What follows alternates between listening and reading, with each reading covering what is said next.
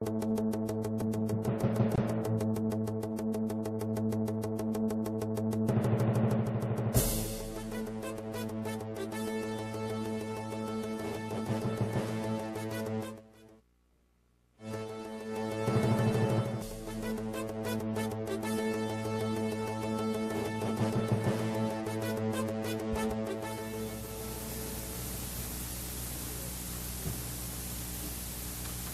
afternoon, honorable members. Welcome back from our lunch recess, and welcome to the sitting, the continuation of the sitting of the Honorable House of Assembly.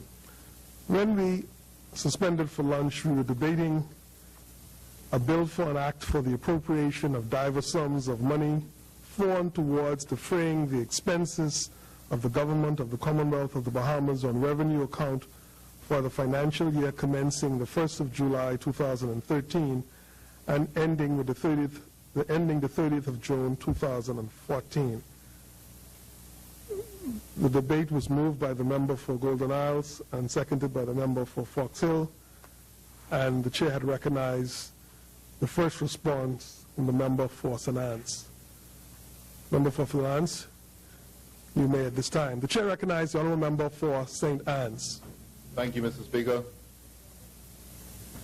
Mr. Speaker, I rise on behalf of the wonderful people of St. Anne's, who I have the honor and the good fortune to represent and to make the opposition's opening statement in the annual budget debate 2013-2014. Mr. Speaker, last year I opened my contribution with a quote from Charles Dickens, A Tale of Two Cities. Well, Mr. Speaker, not much has changed since then. We are still experiencing the worst of times and have entered a season of darkness with not much hope. Having told us that the economy was clearly turning the corner and we can anticipate steady, ongoing growth and employment creation in the period ahead, the Minister of Finance has produced a budget that shows that he collected less revenue in this fiscal period, 2012-2013, than was collected last year, 2011-2012. And that was collected the year before that, 2010-2011.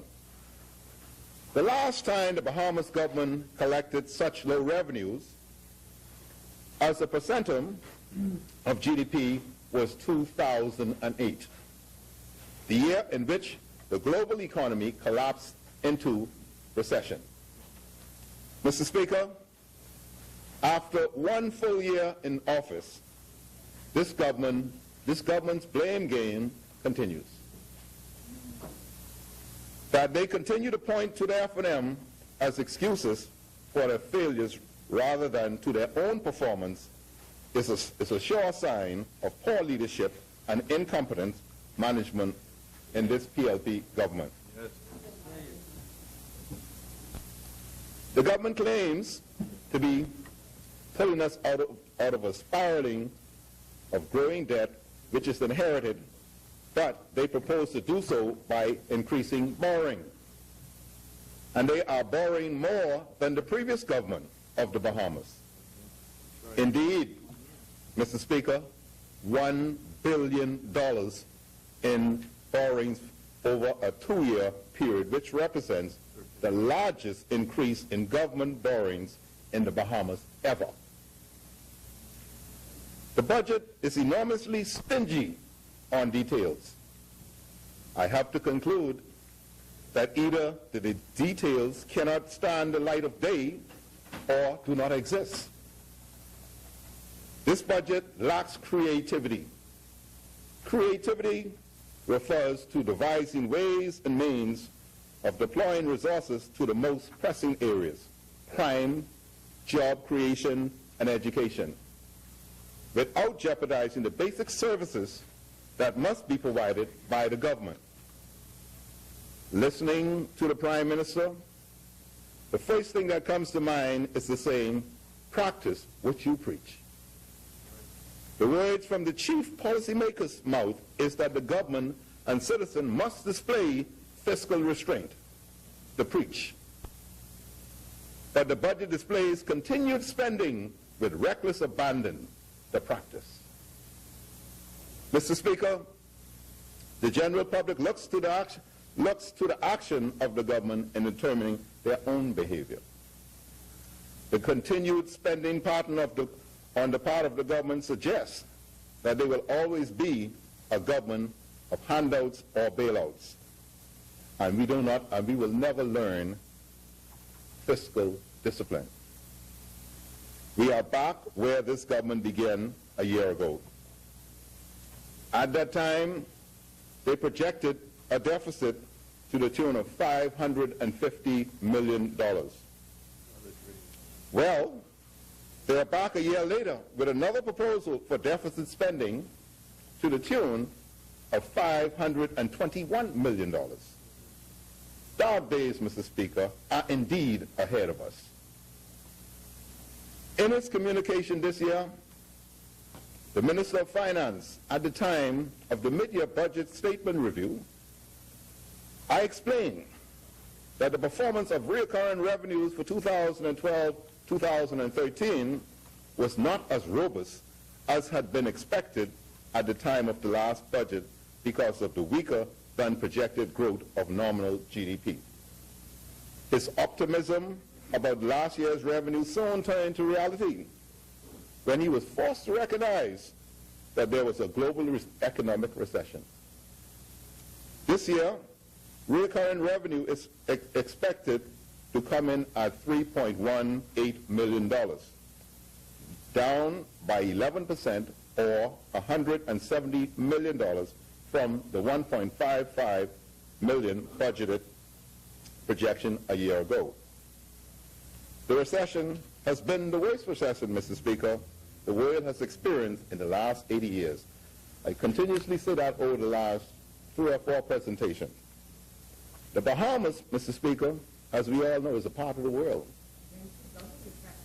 While the FNM was heavily criticized by the PLP for the level of borrowing during our last term in office, when we borrowed pointedly to keep the economy going, the PLP government is borrowing haphazardly over $1 billion over a 2-budget cycle. Mr. Speaker, now that's startling for a government who had the answers on day one. Yes. Mr. Speaker, they borrowed $504 million at the outset when they came into office, and they came back for another $100 million at the time of the mid-year budget. Now they're back asking to borrow another $465 million. Can you believe that? Can you believe that, Mr. Speaker? Not to believe it. Don't want to. In truth, sir, total receipts from borrowing is projected to be in the order of $521 million.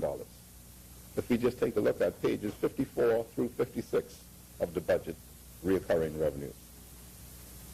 It is simply unbelievable. Unbelievable, Mr. Speaker.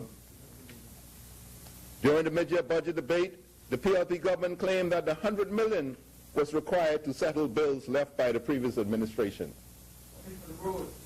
At that time, it was said that they were unaware of the bills during the first budgetary exercise. This claim rang hollow because the budget estimate approved in June 2012 for the year 2012-13 fiscal year contained provision to pay some of the bills which the government claimed remain unfunded in February and March of 2013. Mr. Speaker, the need to borrow $100 million in February, March was as a result of slow growth in the economy, decreased foreign investments, and reckless spending during the first 6 months of this government administration. It is as simple as that. Simple as that, Mr. Speaker. During the mid-year budget statement in March, borrowing was estimated to be at $391 million for fiscal 2013-2014. How is it that we are now here asking to approve $465 million, or $74 million together with the $55.5 million shown on page 54 of the budget estimate? Added together, $129 million, just 3 months after the mid-year budget was presented to this House. Mr. Speaker, last year Parliament authorized the government to borrow $47.8 million for payment to Bahamas in accordance with the government's obligation under the heads of agreement concluded between Bahamas and the government. That sum was included in the list of items Parliament approved borrowings in respect of last year. I understand that Bahamas has received only $18 million of this sum, and now newspapers are reporting that the government proposed to pay the resort developer a total of only $29 million. Without commenting on the merit of the government's position of the sum to be paid, I demand to know what happened to the rest of the money that was borrowed for the purpose of meeting government's obligation to Bahamas as established under the heads of agreement. Where has the other $20 million gone, Mr. Speaker? They're only paying $29 million, so it must be $20 million someplace. Mr. Speaker, the Prime Minister said that almost one out of every $4 of revenue collected goes to pay interest charges on the public debt and to cover debt repayment. This year's debt service will increase by $22 million, Mr. Speaker. The national debt after this borrowing will stand at $5.5 billion. $1 billion of which would have been added by this government in 2 years, and which represents over 65% of GDP. Like Eddie Minnis said, sound living in the hands of the finance man. Mr. Speaker, growth of the economy. Mr. Speaker, let me say at the outset that I am not an economist. I am an accountant by profession, not an economist.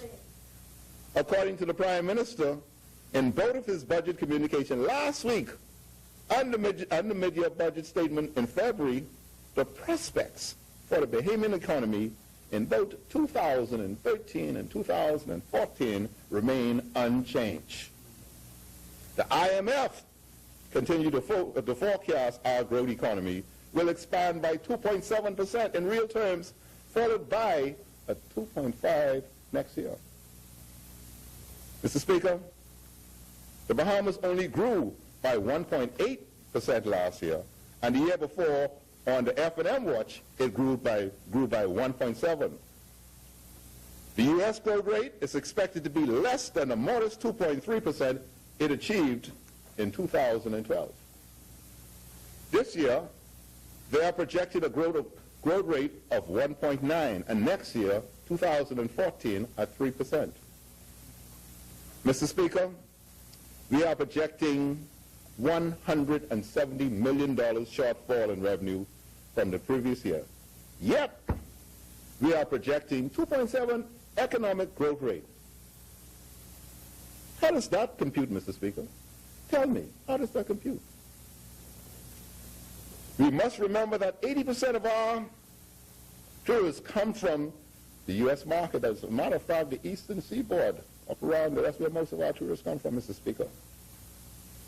Mr. Speaker, as we always remember, we must always remember, when America blows its economic nose, we catch the cold. As we all know, we are subsidizing tourists to come to the Bahamas. Just look at head 67, Mr. Speaker. The Ministry of Tourism's budget estimate sets it all out very clearly for us to see in block 90. Subsidy after subsidy after subsidy to airlines, cruise ships, casinos, and to hotels. For example, Mr. Speaker, when you go to head 90, you look at it and you see swing line revitalization, Alukaya, $5.7 million. Treasure Bay Casino, $1.5 million. Hutchison Lukaya, $0.5 million. Reef Village, $2.7 million. Grand Lukaya Casino, $2.25 million. Nassau Paradise Island Rebate, $6 million. Carnival Cruise Line, Arez, $10 million. Royal Caribbean Cruise Line, $1.75 million. Norwegian Cruise Line, $0.8 million. Bahamas Celebration Cruise, $1.8 million. Grand Bahama Promotion, $0.5 million. Bahamas Out Island Promotion, $1 million. Sandals Exuma, $4 million. Copa Airline, $0.4 million. Nassau Paradise Island, LF, $1.5 million. Genting Bimini, $2 million. Incidentally,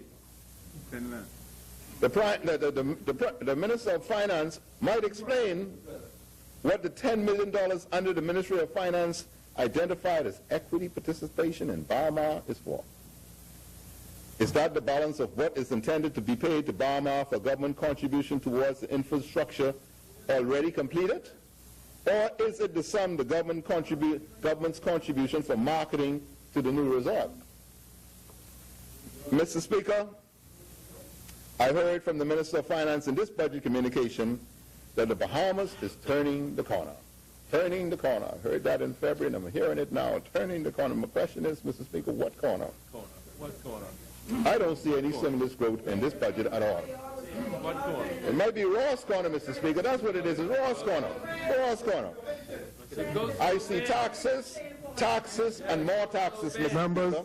Members. A new environmental tax designed to raise $11 million. Ross Corner, that's what it is. 25% increases in excise tax on manufactured spirits. Increased stamp tax. Increased building fee permit. Increased business license fees. Increased fees for international and domestic banks. Imposition of business license fees on public corporation. BEC, Nassau Airport Development Company, Mr. Speaker, and the Bridge Authority. The imposition of departure tax on infants of under 6 years old. Imposition on stamp tax on the sale or lease of marina slips. And like the Minister for Foreign Affairs said this morning, everywhere you go in this country, the cry is, I need a job. Sometimes I hear, we don't have anything to eat. We don't have anything to, the lights are off, Mr. Speaker. And I am about to lose my house, like the Minister of Immigration said this morning. You've heard all those stories. I have heard all those stories. We have all heard all those stories. Mr. Speaker, the government led by the energetic chairman of BEC has been telling Bahamians that our electricity bills will be coming down. The last time the PLP tried to reduce electricity bills, it resulted in a profitable public corporation becoming bankrupt.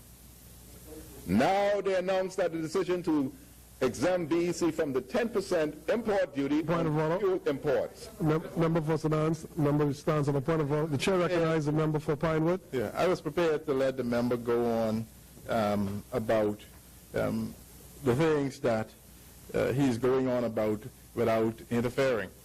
But, Mr. Speaker, the member is trying to paint a picture of mismanagement by the Christie administration, when in fact, with the issue of the payments to Bahamas, that has nothing to do with everything that you said. When we agreed to pay Bahamas for the roads, we agreed to a certain sum. And we're now going through the process of determining what that sum is. So you can't say that we are spending money recklessly. And secondly, when you try to paint the picture that the government isn't spending more money in Freeport, your administration spent $29 million in subsidy, and we were able to cut that by half. Very well. By half. The point of order is you're trying to paint a picture that does not exist. Give the public the right information. Give the House the right information. You're misleading the House. Very well. Thank you, Honourable Member. Member for St. Anne's, you may continue. Thank you, Mr. Speaker. What the Minister of Finance and the Chairman of BEC appear to ignore is the fact that BEC never paid that import duty of the 10% exemption. Instead, the sum due to be paid to BEC was allocated to the government's electricity account with the corporation. I have not seen where the government has made provision in this budget to pay BEC in cash for electricity other than the street lights and some ministerial accounts in various heads, which are in some cases reduced from what they were before the 10% exemption. Mr. Speaker, an example of this will probably be the post office, which is the good one. Members? Failing increased payment by the government to BEC for the electrical usage charge, the corporation will not be in a better financial position than it is today, and hence will not have any savings to pass on to its consumer. Mr. Speaker, this government's treatment of investment gives me little comfort that we will return to a robust foreign direct investment inflow in the years ahead. Around that corner, Ross. I have referred to the government's apparent unilateral decision to reduce the sum payable by the government to Bahamas in relation to certain infrastructure work undertaken and completed by the resource developer under terms set out in the heads of agreement. And, Mr. Speaker, that was agreed. It would be wise. The member rises on the point of order. The chair recognizes Honourable Member for Pinewood. Again, Mr. Speaker, the member is misleading this House. The infrastructural work that was agreed to, there is a reasonable price to be paid for that. And the ministry's quantity surveyors said that the price that Bahamas is charging us is unreasonable. And it's a position of negotiation now. So don't make it seem as if the government is reneging on the commitment made to Bahamas. It's a process of negotiation. The ministry said it should be here, and Bahamas is saying that it should be here. And it's all a process of leveling it off. Well, thank you, Honourable Member. And address the chair as you do so, please. Mr. Speaker, Member for St. Anne's, kindly continue. Mr. Speaker, time will tell on that one. Okay? It always do. It would be wise for the government to recall that the non-payment or violation of the terms and conditions agreed will send a terrible signal not only to the Chinese Export-Import Bank, but to its owner, the government of the People's Republic of China, and indeed Dirk Ismailian family, wealthy, permanent resident, and now a significant investor in our economy. For an economy so dependent on foreign direct investment, the actions and newly appointed policies of this PLP government will do us very little good among the international investor community. Mr. Speaker, the new taxes proposed was almost like a thief in the night. While I have no objections to revisiting the tax structure, nearly all of the initiatives appear to have been taken businesses by surprise. Mr. Speaker, this government that campaigned on no new taxes platform is now sneaking through the back door with a truckload of hidden taxes. Yes. Successful tax initiatives are best achieved through dialogue. Participants give feedback, but know what's in the pipeline. Mr. Speaker, this does not mean consensus every time, but it cannot be aimed to blindside businesses and the Bahamian people.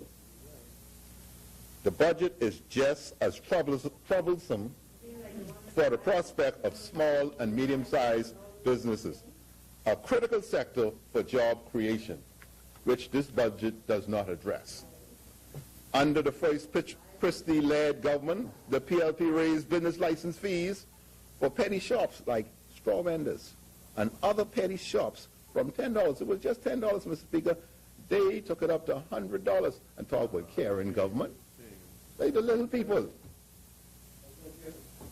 Now they're placing, Mr. Speaker, a custom entry fee for 1% of the value of entries subject to a minimum of $10 and capped at a max of $500. Today, there is no processing fees charged by customs, rather a stamp tax of $10. AML, a major food retailer, has already opined in the media that the imposition of this fee will increase this company's business costs by $2 million. The operators of John Bull, the sole remaining Bahamian-owned luxury department store on Bay Street, believe that their business could increase by as much, business costs could be increased by as much as $500,000.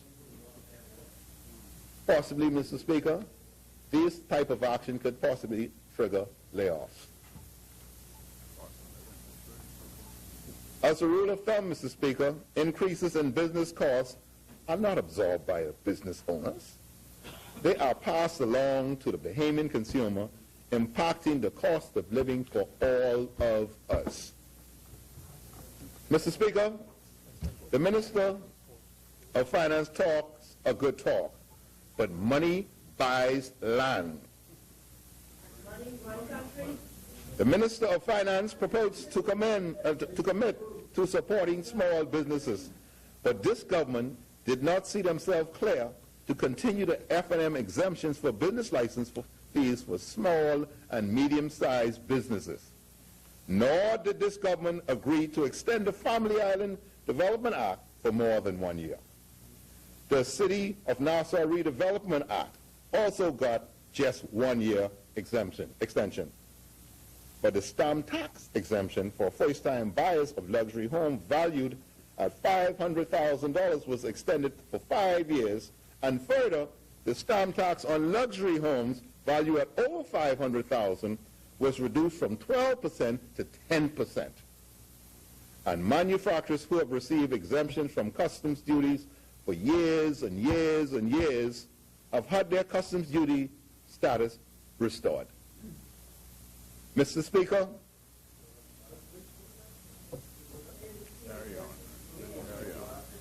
Mr. Speaker, the financial cuts, Mr. Speaker, the financial cuts in this current budget did not appear to have been devised around a strategy for future development. Member rises on the point of order. The chair recognizes Honourable Member for Golden Isles on the point of order. The manufacturers who were receiving customs duty exemptions, we removed the 10% last year, and that has not been restored, Mr. Speaker. That's not the case. That has not changed this year. The customs duty for manufacturers has not been restored. Thank you, Honourable Member. I mean, no, he said the manufacturers who had enjoyed customs duty exemptions for years and years and years are having their customs duty restored. That's not the case, Mr. Speaker. Very well. Thank you, Honourable Member. Member for St. Anne's.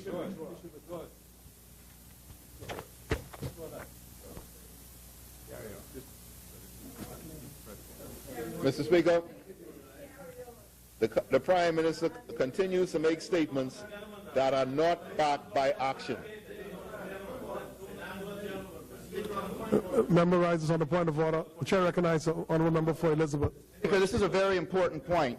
Because when I give my contribution, I will speak to how the removal of the 10% by this PLP administration saved many manufacturers in this country. And the statement made was very misleading and would indicate that in this budget communication that we have reimposed the 10% duty that we removed. And it's a very significant aspect for the economic development philosophy of this government. And I ask that the member either clarify his statement or withdraw his statement. Very well. Thank you, Honourable Member. Member for St. Anne's, for the purpose of the Chair, could you clarify the statement in regards to the... Speaker, I said for years and years and years. That's what I said. Okay? Didn't specify the year it was taken. He said That's what I said. I didn't come out and say this, Mr. Speaker. Very well. it's absolutely true. Members, The financial cuts in this current budget do not appear to have been devised around a strategy for Members- future development. member, just pause for a second, just to address the matter. The chair didn't determine that what he said suggested anything untoward with respect to the government. Now, and unless there's anything more specific that the chair may have missed, please alert the chair to perhaps what I may have missed. But I'll allow the member for Golden Isles to indicate specifically, and then I'll return to the member for St. Anne's. The honourable member said that manufacturers in the country who have enjoyed customs duty exemption for years and years and years have had customs duty restored to them. That is not the case in this budget, Mr. Speaker. As a matter of fact, this government removed the 10% duty that was paid by manufacturers. We removed that last year, Mr. Speaker, in order to promote small manufacturing, so to suggest that somehow in this budget something is being restored. It's inaccurate, Mr. Speaker, and I would, I would Members, invite the member to withdraw it, Mr. Speaker. As a matter of fact, it was the policy of the previous administration to allow manufacturers to enjoy a duty-free exemption for a period of 5 years. And after that 5 years, firstly, their proposal was to restore them to pay full duty, and then after a near revolt by the manufacturing sector, they compromised on bringing in a 10% duty. We last year removed that 10% duty, Mr. Speaker. So it is, no. Members suggesting that this year somehow we are restoring, the member is suggesting to my mind that somehow this year we are now requiring manufacturers who had previously been exempt to pay customs duties. That's not the case, Mr. Speaker. very well. I don't know what you're he was giving you. Member for St. Anne's, I think we've understood the back and forth with this. Just continue to make your contribution, but that aspect, could you restate it if you will, for the purpose of the chair. To restate what I said, or What you said, so that the chair and all those listening can get a clear understanding as to your intent. I said, Mr. Speaker, manufacturers who receive exemptions from customs duty for years and years and years had their customs duty exemption status restored. I didn't say which year, Mr. Speaker. Very well. You restored it. Very well. You took it last year. Very well. Restored it. Very well. The chair clear. Continue, member.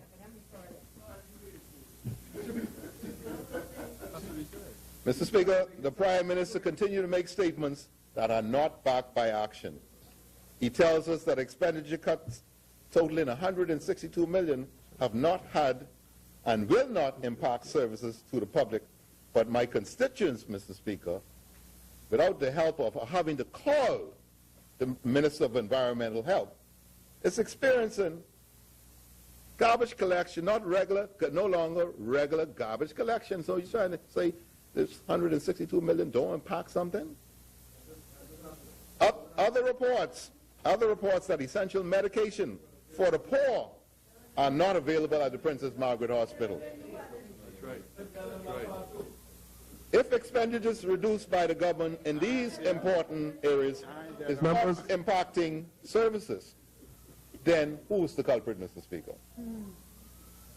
The Prime Minister and the Minister of Finance tells us that he will cause 450 new and additional policemen recruits to be engaged between now and next year. He said he allocated $8 million in this budget to facilitate this. Mr. Speaker, I can't find $8 million. I'm still looking for it. Mr. Speaker, indeed, not only has personal emoluments for the police force not been increased in the budget estimates, it has in fact reduced by $300,000. Further, the amount allocated for recruits is $700,000 less in this budget than in the prior year's budget. And, Mr. Speaker, the provision to provide for health insurance coverages for law enforcement agents and nurses have been reduced in this budget by $7.2 million. This reduction does not point to a government intent on increasing the force numbers to 450,000 as the Prime Minister promised. 450 women.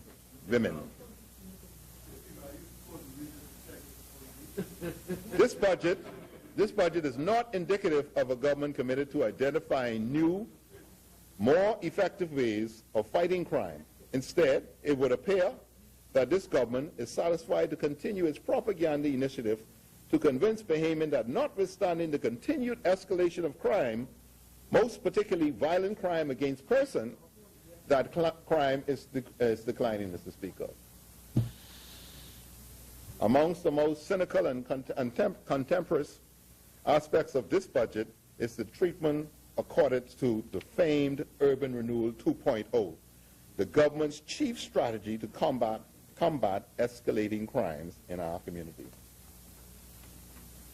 The item providing $15 million in the Ministry of Finance head for the phased implementation of priorities, a charter for governance, in the 2012-2013 budget has disappeared.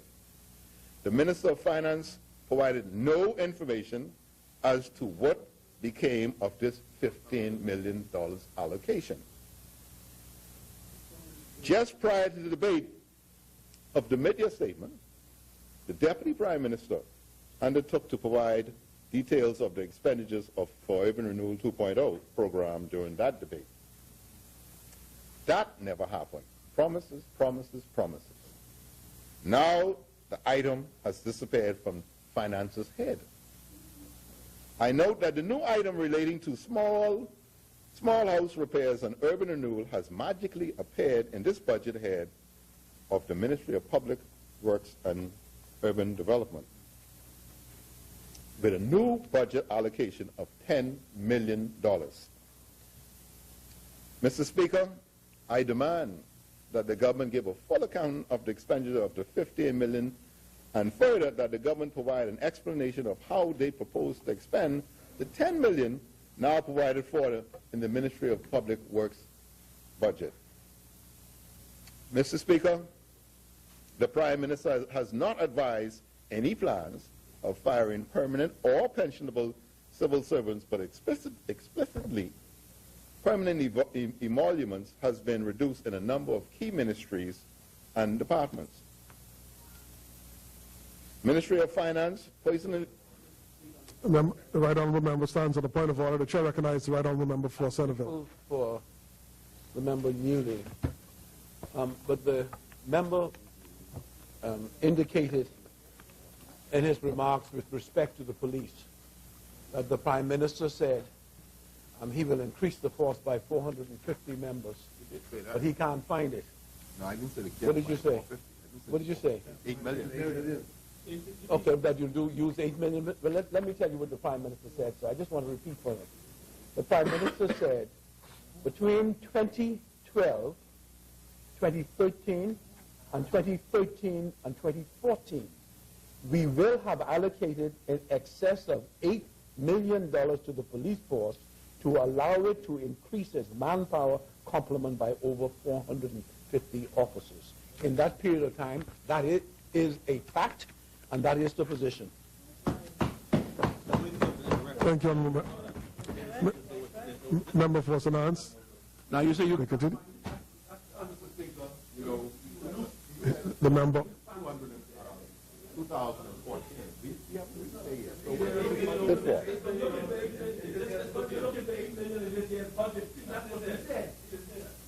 Mr. Speaker, the Prime Minister, the member for Foxhill this morning explained his personal emoluments are being down by 1.3, so I need not take that up, Mr. Speaker. The Ministry of Financial Services personal emoluments is shown down by $1 million. Local government personal emoluments down by 1.27 million. Mr. Speaker, elections do have consequences. yes. If you do not believe me, ask the local government authorities in Marsh Harbor and North Abaco. Marsh Harbor's local government has been reduced by $240,000 in this budget. Right.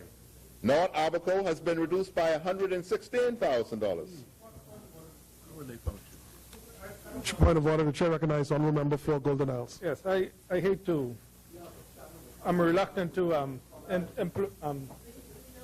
interrupt the member, but just on a point of order, Mr. Speaker, so that the public is informed. Mr. Speaker, I said during my contribution that for all of the ministries and departments, in order that we better manage the accounting, we have put the responsibility of paying all national insurance contribution under the Department of the Treasury. So you would look at the various departments and you will see a reduction in personal emoluments where the national insurance was attached. It is not an indication, Mr. Speaker, Members, the chair wants to hear Golden Isles. or any plan Members? to reduce numbers or reduce benefits or salaries or anything like that. It's simply for better accounting purposes, we want to put the responsibility of paying all national insurance contributions under the responsibility of the Treasury. Furthermore, Mr. Speaker, in preparing this budget, we went through an exercise, a very detailed and involved exercise, where we counted the amount of employees within each department. What we have found was that ministries were making provisions for employees that were not in post, and they were being put in the budget, and it was inflating the amount of employees that were there. What we did this year was we went through, Mr. Speaker, and made sure that what is in the budget are people that are there. And so if you see a reduction in personal emoluments, it is because we are bringing what is in the budget, we're bringing order and discipline. What's in the budget is what's being reflected. So that is why, Mr. Speaker. There is no indication of any intent to dismiss or reduce or anything like that, and I thought that should be said, Mr. Speaker. Thank you, Honourable Member. Chair recognizes Mr. Nance. You may continue.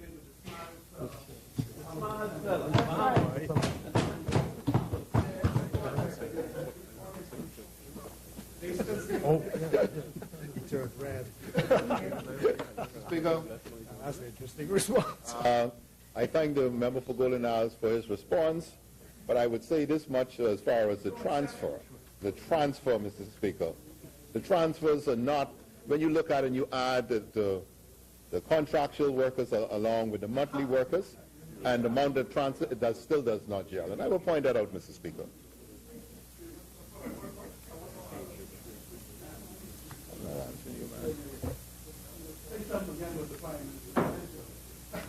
They're coming. You ain't got to worry about that. That easy.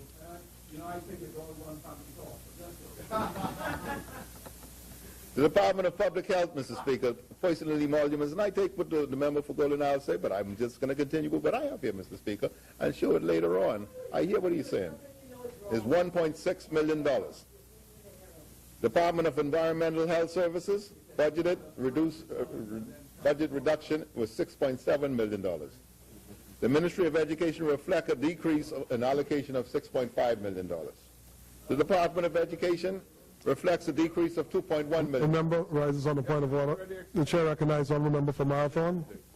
Mr. Speaker, I'm not sure what the member is trying to insinuate, but the point is the member for Golden Isles explained why these reductions are. I can tell you for a fact that in the Ministry of Education, the allocation in the budget for personal emoluments and salaries, when we went through this exercise this year, we found that there was an allocation in the budget for over $6 million for persons who were not getting paid, who had already actually left the service, Mr. Speaker.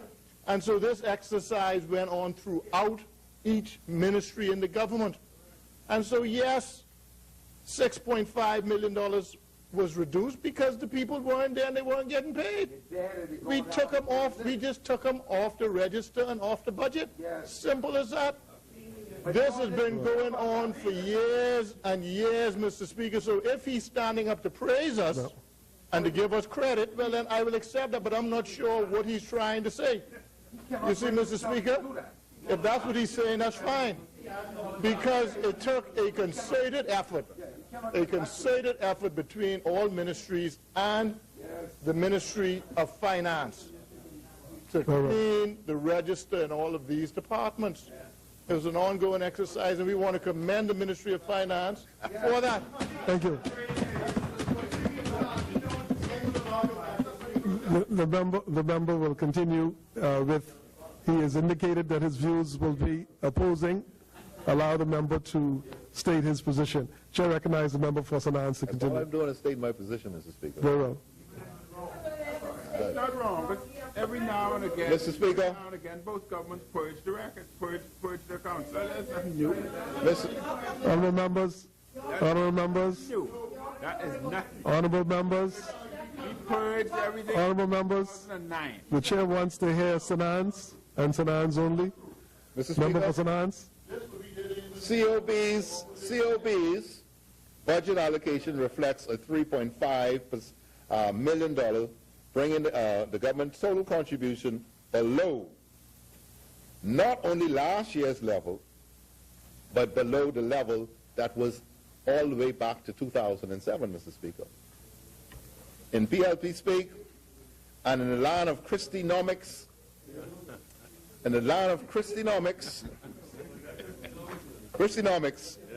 these numbers reflect a doubling in investment. Christinomics. That's what it's called. Christinomics, Mr. Speaker.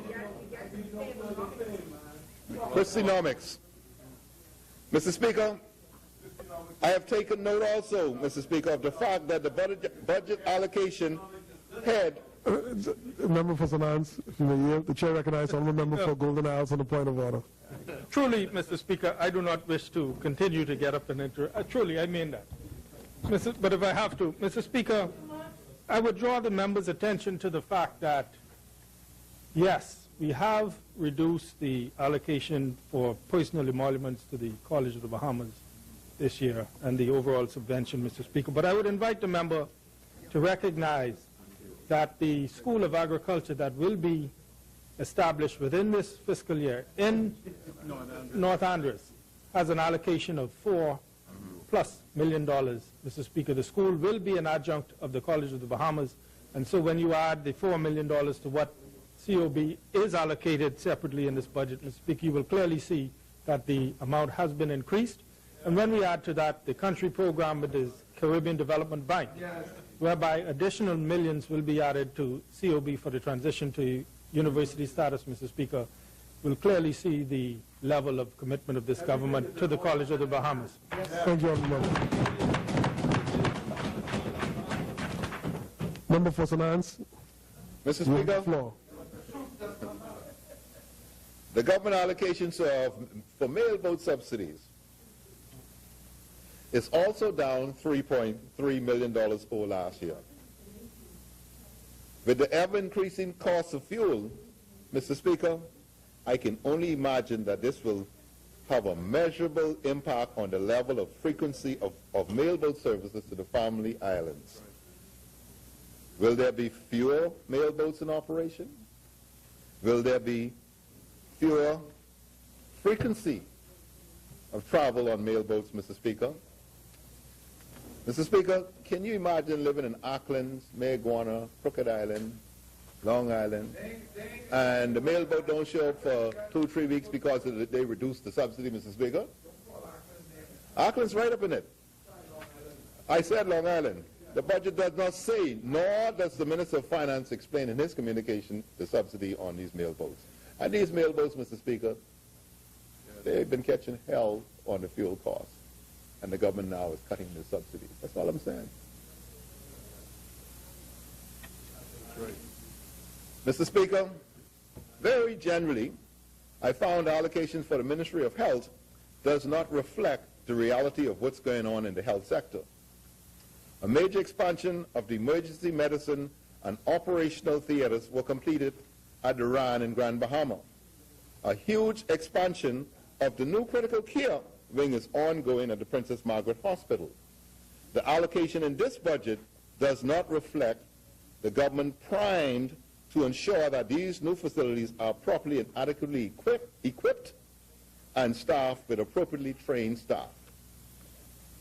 Mr. Speaker, I also find the numbers presented in this budget relating to ZNS and water and sewage to defy understanding. At a minimum, the government must provide a truthful information on sums being allocated to these agencies. The water and sewage, for one, cannot possibly pay its bill with the $20 million allocated in this budget. Indeed, Mr. Speaker, I request that the Minister of Finance to inform this House of the additional sums provided to the Water and Sewage Corporation and to ZNS over the course of this fiscal period. He should also advise why he believes that similar additional allocations would not be required in the next fiscal year. In the case of water and sewage, the Minister should also advise what additional expenditures will be required to support the $80 million plus non-revenue water reduction project left in place by the F&M and which is now being undertaken by Mia Veritech. This critical, important project is also meant to assist with the institutional strengthening at water and sewage and with the rehabilitation and upgrade of wastewater infrastructure and the preparation of wastewater treatment plants. Mr. Speaker, examining proposed government expenditure during this fiscal period, I was intrigued to find that the government has proposed to increase the Department of Public Service overall allocation rents. And I think, Mr. Speaker, the member for Golden Isles, I think, attempted to explain this morning about the rents. I wasn't clear. By $10 million, whilst decreasing rental allocation to the national insurance by $4.5 million.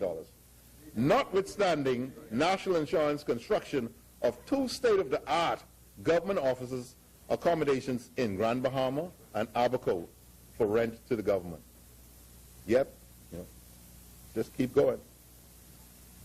Mr. Speaker, I request that the Minister of Finance provide a list of all government rentals accommodation inclusive of rents payable for the building on Thompson Boulevard opposite the BTC building. We cannot continue to spend a dime when earning a nickel.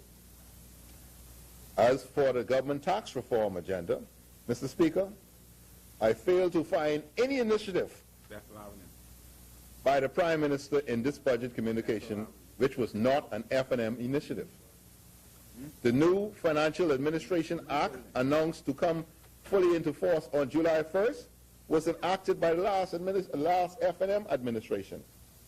Similarly, the new Customs Management Act was enacted by the F&M, and the commencement of the reform customs operation, inclusive of the Central Revenue Agency, all the brainchild of the F&M. I heard a lot of stuff communicating but what's coming in. But I just wanted the record to reflect where these things started.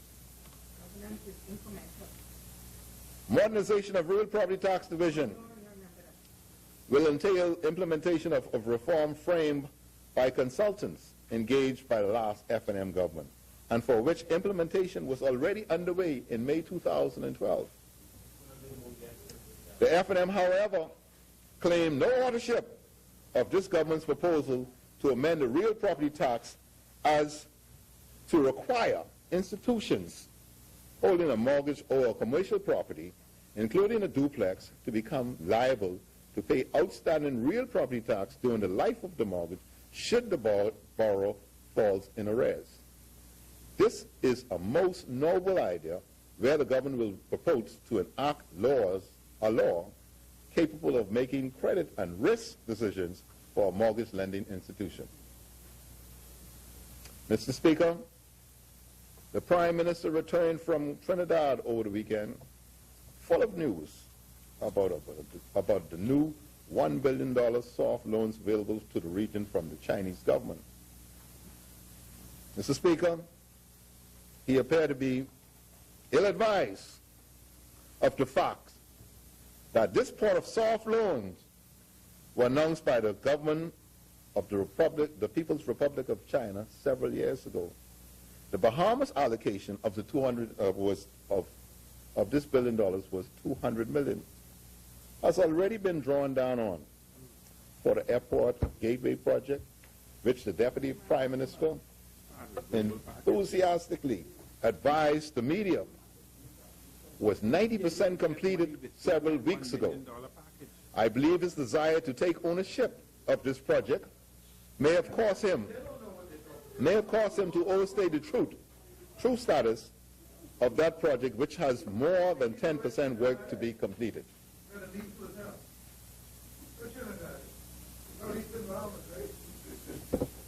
Also coming out of the Bahamas allocation from the $1 billion loan is the funding of the new North Abaco International Seaport. And left on the drawing boards on the table was the Georgetown Exuma new seaport. Georgetown Exuma new seaport. Seaport. Sea. Ocean. And the new glass window bridge in Eleuthera. Mr. Speaker, I am compelled to hail the day that the F&M government changed the PLP policy. Member rises on a point of order. The chair recognizes the right honourable member for Centerville. Ministers will have an opportunity, Mr. Speaker, to reply on a factual basis to the member. But the F&M, when the F&M came to power in 2007, it met the plans drawn for a new causeway to the glass window in North. There's no claim for the F&M. Thank you, right honourable member. Member for St. Anne's, you may continue. Mr. Speaker, I simply was speaking of the financing of the bridge. What financing? You know, financing in place now. Right?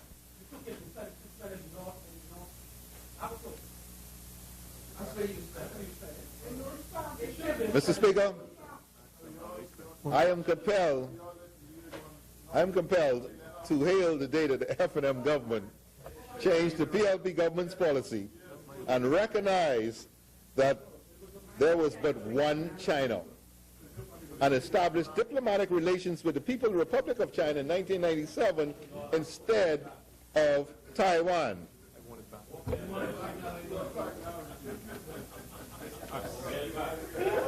Mr. Speaker. Members.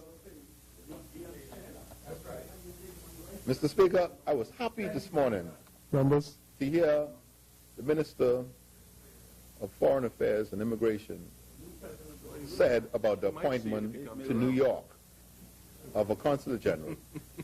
Because, Mr. Speaker, it has been over a year since this government was elected, and we still have not completed appointments to some of the most important trade partners.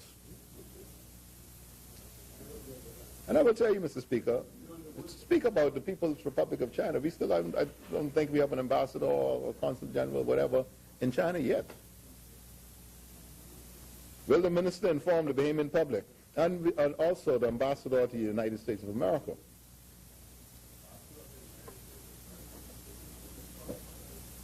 will the minister inform the Bahamian people and the House on the status of these appointments? Will the minister further advise us whether we are experiencing problem obtaining agreement from the appointment of the ambassador to Washington? These are important matters, Mr. Speaker, because economic health depends on our relationship with these countries, a fact that must not be ignored by this government.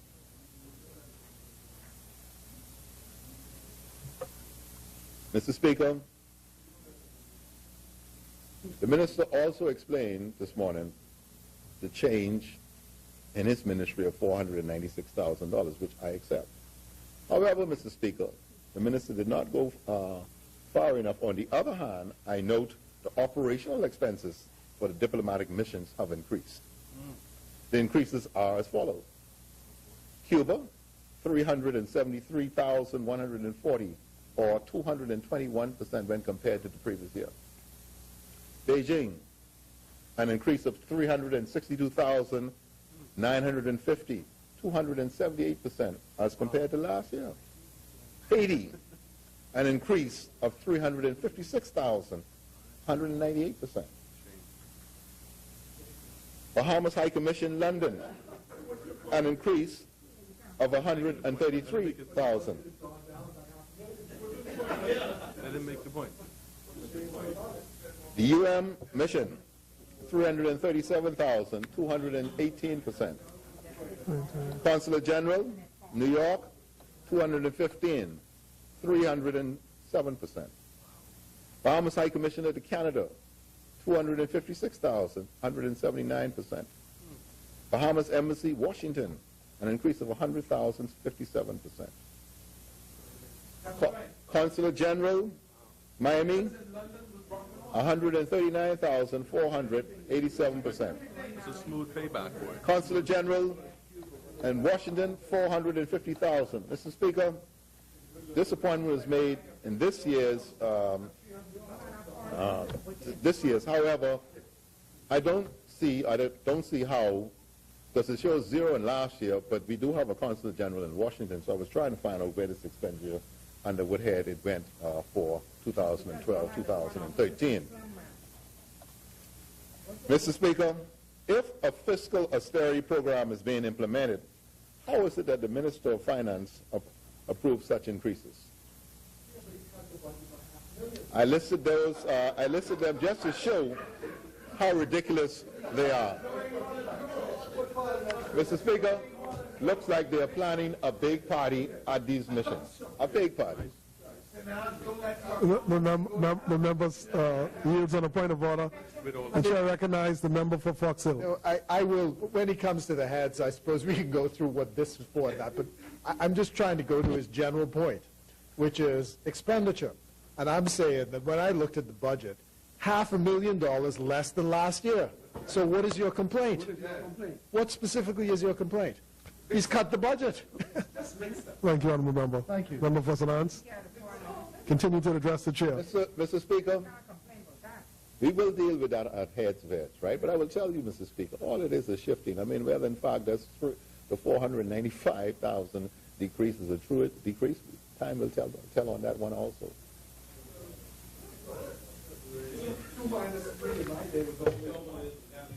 And you come back for the next one. Mr. Speaker, they've been transferring numbers around, but, I guess we'll get an explanation for it later on. I'll just simply use, in item 39 of the same ministry, there are 8 ambassadors listed in both years. And no change, no change. I guess they've been paid from somewhere else. Again, salary decreased by $441,000. Which just doesn't make any sense to me, Mr. Speaker. Now, it may be paid from someplace else. All I'm doing is looking at the budget, and you have 8 ambassadors? Member for Fox Hill, you want to... Was that very often, posts, sometimes the funding is just put there and the posts are with them, and then not all funding is allocated to those posts. Sometimes that happens. That may be the explanation for it. But as I say, when we get to the heads, we'll go through it and explain to you what it means. But, be assured, be comforted that there's nothing nefarious here. It all adds up. And overall, $500,000 has been cut from the Ministry of Foreign Affairs budget. And that's not new math. That's old math. Yeah. Thank you, Honourable Member. Member for St. Anne's, you may continue. Mr. Speaker, like I said, it's probably Christianomics. Christianomics, Mr. Speaker. That's all it is, Mr. Speaker. Let's give him the figure. Mr. Speaker, and now I'll turn my attention briefly to the Department of Immigration. In the Prime Minister's communication, not much was mentioned about immigration. What was mentioned, Mr. Speaker, was the proposed increase in immigration fees. Mr. Speaker, the minister responsible for immigration has made reckless statements about work permits over the past several weeks. The minister has taken the role of a manager and director of personal engagement, engaged in the private sector.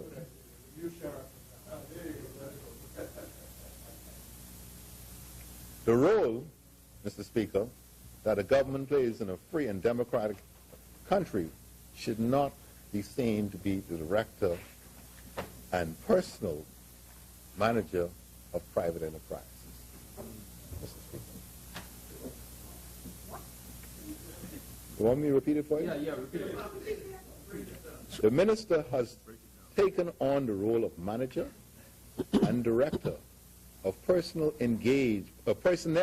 engaged in the private sector, a role that the government in a free and democratic country should not seek to assume. All right.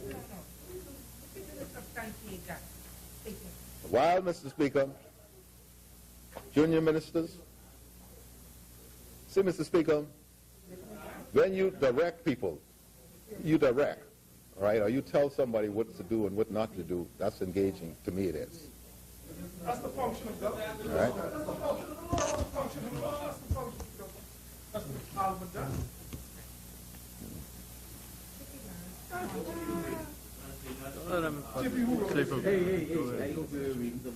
Get out of here. You're rattling the cage. You're rattling the cage. Education, Mr. Speaker. Members? The member, in a delayed reaction, the member stands on a point of order. I recognize member for Foxton. My usual thing with this is just let it go, because I believe nobody can remember this in 2017 now. But, you know, the right honorable member always says, answer the point. All right, so I'm going to answer the point this way. The minister's role is a policy-making role, but the act does say that the minister can give directions to the Director of Immigration. Now, if you have some specific complaint where somebody is saying that this or that happened, but my role is largely, I say largely, a policy one. And we have a director who follows, if he gets a specific instructions, he follows those instructions. That's the law. And the minister himself is a delegate of the Immigration Board. And the Immigration Board is actually the cabinet.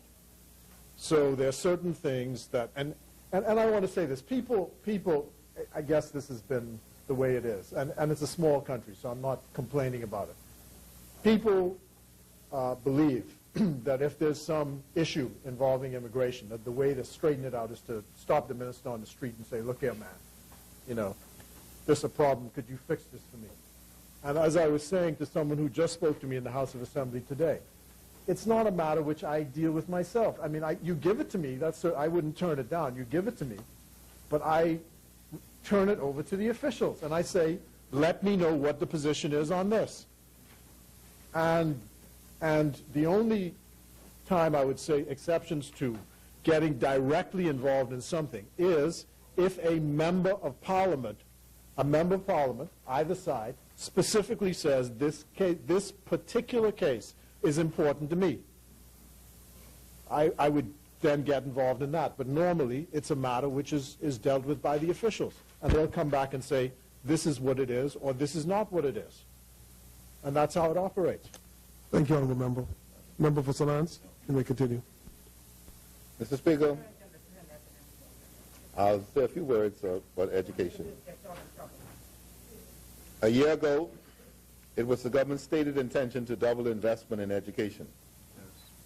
At the time, I thought it sounded like a good idea, and even though I know it was unaffordable.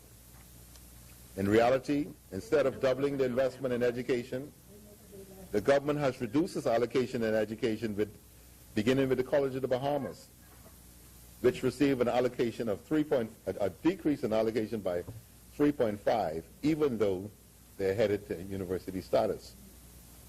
Mr. Speaker, I said earlier about the reduction of 6.5 million. This did not prevent the Minister of Finance from talking about building schools. We were reducing 6.5. The Minister of Finance got up here and we started to talk about building schools, and that's a laudable exercise, and I commend him for it. But the question is, Mr. Speaker, are we in a position to afford that? Mr. Speaker, this budget provides for $4 million for contract workers in education. I think we spoke of that. I understand that the minister engaged as many as 200 people shortly after coming to office last year. The minister should advise us how these persons were paid. Surely they were not paid from the sums provided to pay from the interest or the student loans, which has been reduced from $2.8 to $1 million this year. The minister should also advise whether the government proposes to continue to pay the 4% interest on the student loan, or whether, once again, this PLP believes in the Bahamian government will break the government's agreement to pay half of the interest charged to the student while they are in schools. The minister should provide information to this House on how they propose to use the $4 million item provided for contract workers. Who will be engaged, to perform what duty, and at which location. Mr. Speaker, the kindest interpretation that I can put on this budget is that it amounts to no more than rather shameless resuscitation of improbabilities and grandstanding, and promises for future action unlikely to be fulfilled. And unfortunately, the unusual fashion at next year's budget, when the performance of this one should be under the microscope, all eyes would be so firmly fixed on a new set of improbabilities, pronouncement, and promises that the government gets to avoid its obligation of explaining how it got it so wrong the last time. This time, we propose to understand how they got it wrong the last time. Mr. Speaker,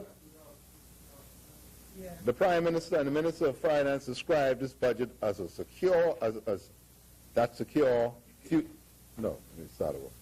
The Prime Minister and the Minister of Finance described this budget as a budget that secured a future for all Bahamians. And yet together with this future for all Bahamians, yet taken together with this last budget, it raises the government's debt by nearly $1 billion. $1 billion. Then we are asked to believe that the last 2 years he would increase revenues by $450 million, or 30%, while holding expenditures to an increase of 5%, and so to balance the budget. And while he's increasing government revenues by $450 million, the entire economy is expected to grow by $706 million. And he fully expects that while he is taking this $450 million out of the economy, in 2 short years, the fragile growth in the economy is now experiencing will not be affected. This is a credibility issue involved in this budget. And it's not all surprising that the rating agency, Standard & Poor's, Mr. Speaker, would pick it up. 1 year from now, a new tax regime is scheduled to be instituted and to create sufficient revenues to erase the GFS deficit that has averaged about 6% over the last 2 fiscal periods. And the community is ill-informed about this, as it is about the inner workings of a nuclear reactor. This, unfortunately, is reflective of the style of the government performance. Awkward, ill-considered, and poorly planned.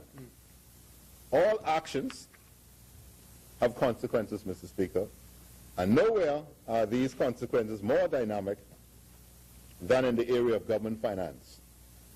There has to be a concern that the institution of VAT on July 1st, just about a year from now, is not progressing in the measured and comprehensive manner to establish all stakeholders buy-in. Understand and prepare its implementation, to understand and prepare the implementation in as seamless a manner as possible. Clearly, this budget, just behind this one, is reliant on the new tax regime. Getting this budget right will require great diversity. This budget does not inspire confidence that this government will get this right. For example, the Minister of Finance admits that he has to come to Parliament with a budget whose complete funding is still to be identified in the coming months to enable him to close the gap between his revenue forecast in February and the ones he provided in this budget. These additional measures must still be identified by his own admission. As the minister said in his communication, on the basis of the measures that I have outlined, recurring revenue for 2013-2014 are now projected at $1.5 billion, still leaving a gap from the forecasted 1.58 that I set in February. Honorable members, see this as an indication of additional measures, which I have not outlined in this communication, but which must be of necessity to identify and approve by Parliament in the coming months as a means of bridging the gap. So, Mr. Speaker, what I'm basically saying is, the Prime Minister came here. We still don't know what the immigration fees is going to be. There's going to be some new things that the public ought to have known at the time of the budget debate. Mr. Speaker, this does not inspire confidence. This budget is nothing more than what we call Christonomics. It will not advance our economy. It will not generate sustainable jobs. It will not possibly impact upon foreign direct investment flow. It will substantially increase the cost of living for all in the Bahamas. It will reduce business profits, negatively impact employment levels, provide no relief for the small and medium-sized business, and overall will not contribute to the growing of a healthy economy. I thank you.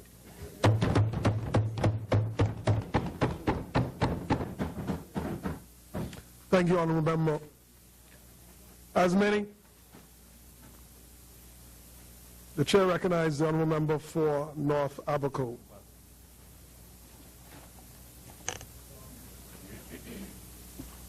Thank you, Mr. Speaker.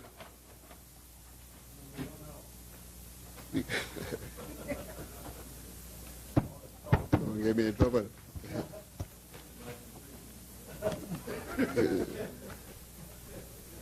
Maybe one of these days I can do that in here. You can probably use it too.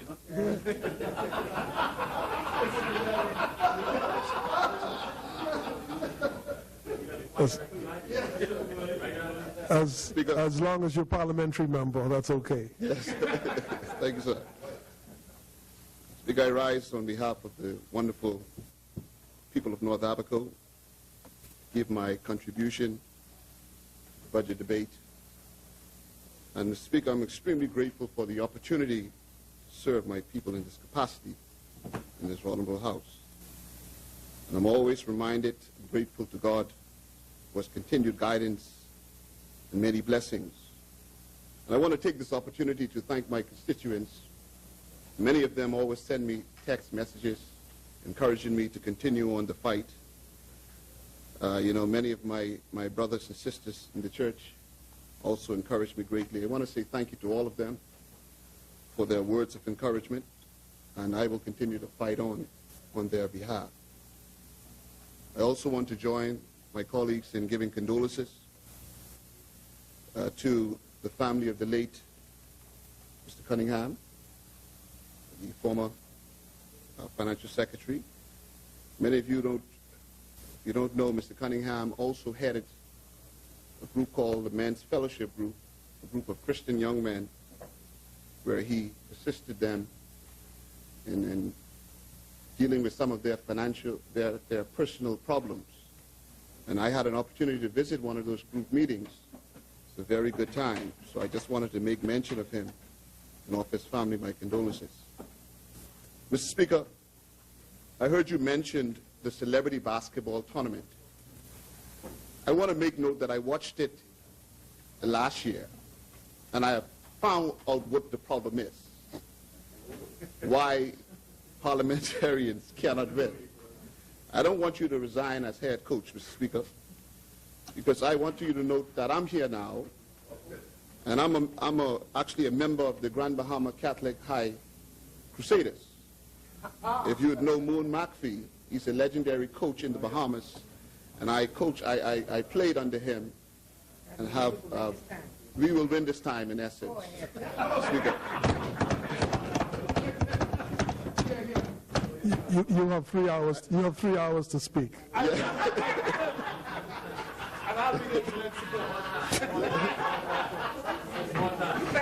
Speaker, just want to make mention that we have the size. The member for Tall Pine, 6 foot plus. The member for Exuma, I watched him, very strong power forward. Of course, we had somebody who didn't like to pass that much, and that's the member for Pine Wood. Speaker, me and you will address that.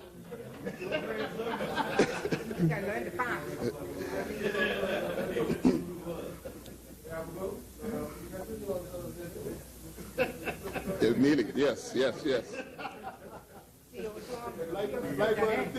Mr. Speaker, the government of the Bahamas has laid out a very important strategic plan that, in my opinion, will positively safeguard the future of all Bahamians.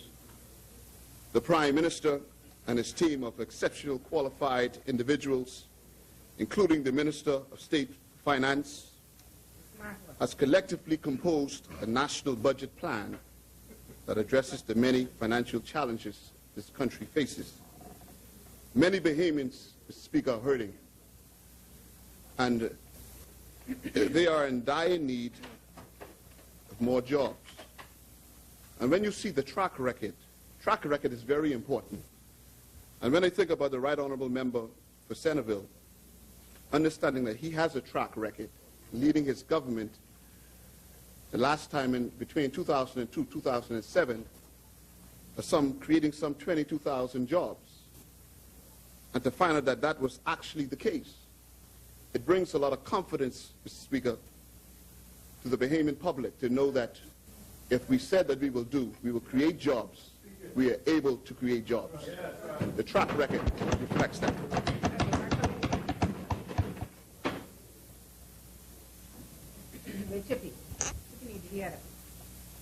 Speaker, as stated, this plan is anticipated to stimulate growth through employment and entrepreneurial creation while controlling spiraling governmental expenditures.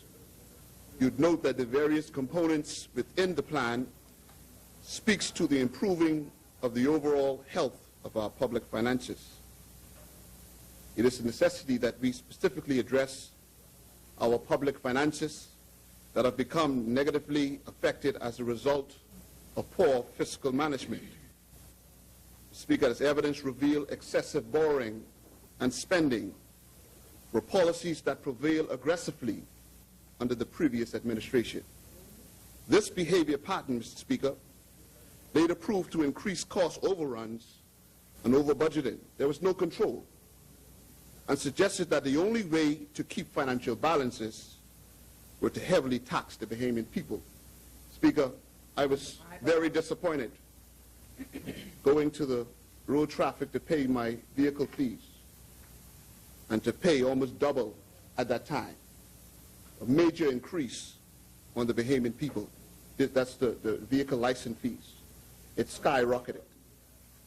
Mr. Speaker, Abaco alone recorded millions of dollars in cost overruns through notable projects like the new BEC plant, where they installed the plan and forgot to put the lines in, the transmission lines. $25 million addition. The new administration building, Mr. Speaker, you would remember that we spoke about that, where we felt the location at the time was not the right location. And it did reveal that there were many cavities in the ground area, which also caused additional cost overrun.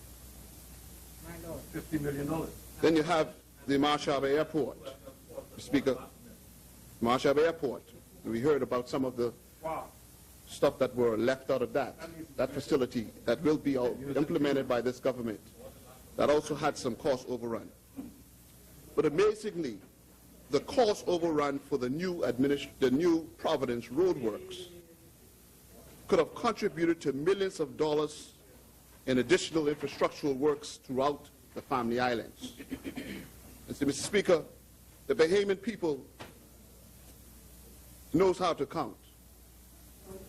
And when you talk about cost overruns, if you were to count all of the amount of monies that were built up over cost overrun, that's like me asking a contractor to build my home. And he charged me $300,000, and just before he complete, he says it's going to cost me another $150,000. Speaker, something wrong. And you're talking about major cost overruns, millions. I'm not a millionaire. So when I talk about $50 million, Mr. Speaker, that's a lot of money. Okay? And when we talk about trying to fulfill some of the government's obligation and consider all of the cost overruns and the wasted money's gone down the drain, there is a serious question mark as to what took place in the previous government. Another problem is successive governments' inability to collect revenue efficiency. I won't blame this on any one government, but successive governments' inability to collect revenue efficiently, where today millions of dollars remain outstanding in real property tax, including other fees like port and business license fees. One of the challenges we're having in Abaco is the fact that we have a whole lot of developed keys in Abaco where the personnel is not sufficient in those business license offices to go over and collect these fees, or the port. And so they're having a manpower challenge. And many people are not going to come in and pay the fees just like that. Sometimes you got to go get it. In time past, there was an inactive response by government to penalize violators of these payment policies, which in my opinion resulted in individuals having no heightened awareness of the need to pay on a timely basis. This kind of setback in revenue collection creates an instability in cash flow and forces the government to fill that void through borrowing of funds to fulfill its obligations. Speaker, as I said, the system that we have presently is too relaxed. It's far too relaxed. You know what's amazing to me, Mr. Speaker? If you are in the United States of America and you get a ticket, even if the ticket costs $10 for you to pay, everybody seems to quickly want to pay that ticket. You know why, Mr. Speaker? Because they understand that the system itself in the United States says that even for $10, it will bring you before the courts. The system itself is designed to make sure all violators responsible. We have no such system in the Bahamas. It's a more relaxed system. That's where the problem is. This government, with this plan, hopefully will change that kind of behavior. Then, Mr. Speaker, on the expenditure end, in particular, the neglect of public assets that we heard about that incurred overwhelming maintenance and repair costs, government buildings, member for Foxhill mentioned, London, government assets, run down, in addition to recognized wastes of public funds in the public sector. This has now urged the government of the Bahamas to take on this most significant task. It's not a popular task, Mr. Speaker. When you talk about bringing finances in order, when you talk about imposing taxes on the Bahamian people, it's not an easy task. But this government must correct this pattern of wastage. And when I think about local government in particular, local government structure is very important for the Family Islands. And even though there are concerns that the local government budget will be cut, I'm satisfied to know that a particular line item in local government's budget, most of them dealing specifically with the landfill sites or dump sites. That carries the bulk of their budget. And we will find that now, I understand from the minister, that will be under central government. So that will alleviate a lot of their funds to do additional stuff. So hopefully it will balance out in the end.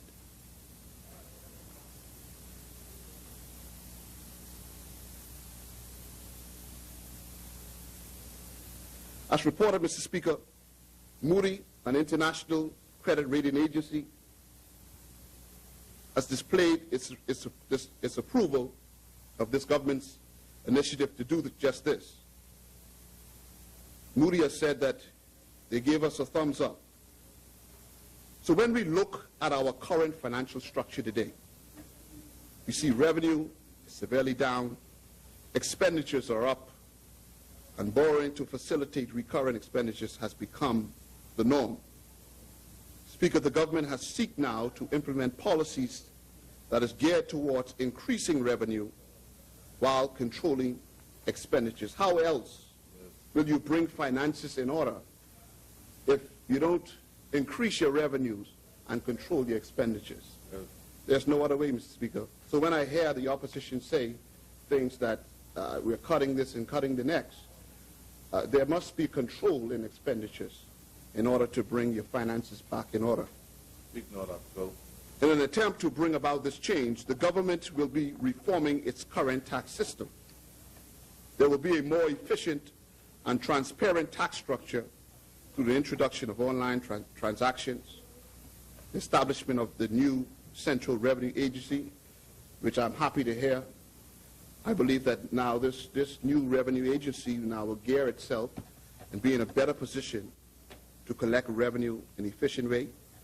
The reform and modernization of the real property tax system, including the Customs Department complements of the IDB, the introduction of the value-added tax in 2014, in hopes to broaden our revenue collection base, and the much-needed revising of the current fees that accompany governmental services. It is important, Mr. Speaker, when we think about governmental services, to understand that many of these fee structures were in place for a long time. And even though administration costs has risen, these fees remain the same.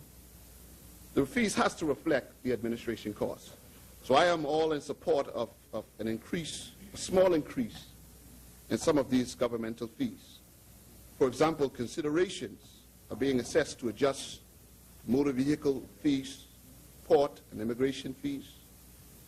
But one fee in particular that I think is worth mentioning is that of the police record. Speaker, this fee has been set at $2.50 for many years, despite the cost of increased incurred expenses. The police station now has to give you back when you go there with to get your police record, they got to find $2.50 to give you back, despite the cost of increased incurred expenses. So, Mr. Speaker, I do recommend that this fee be adjusted to reflect at least $5. And like they say on the streets, a slow $5. $5. Let it be a slow $5, Mr. Speaker, to pay for the police record. A move that can generate millions of dollars, because as it now stands, police records are needed by both Bahamians and foreigners for employment and other important security reasons. Everyone who's going to be employed will be looking for a police record. So, Mr. Speaker, it only makes sense now to increase this area.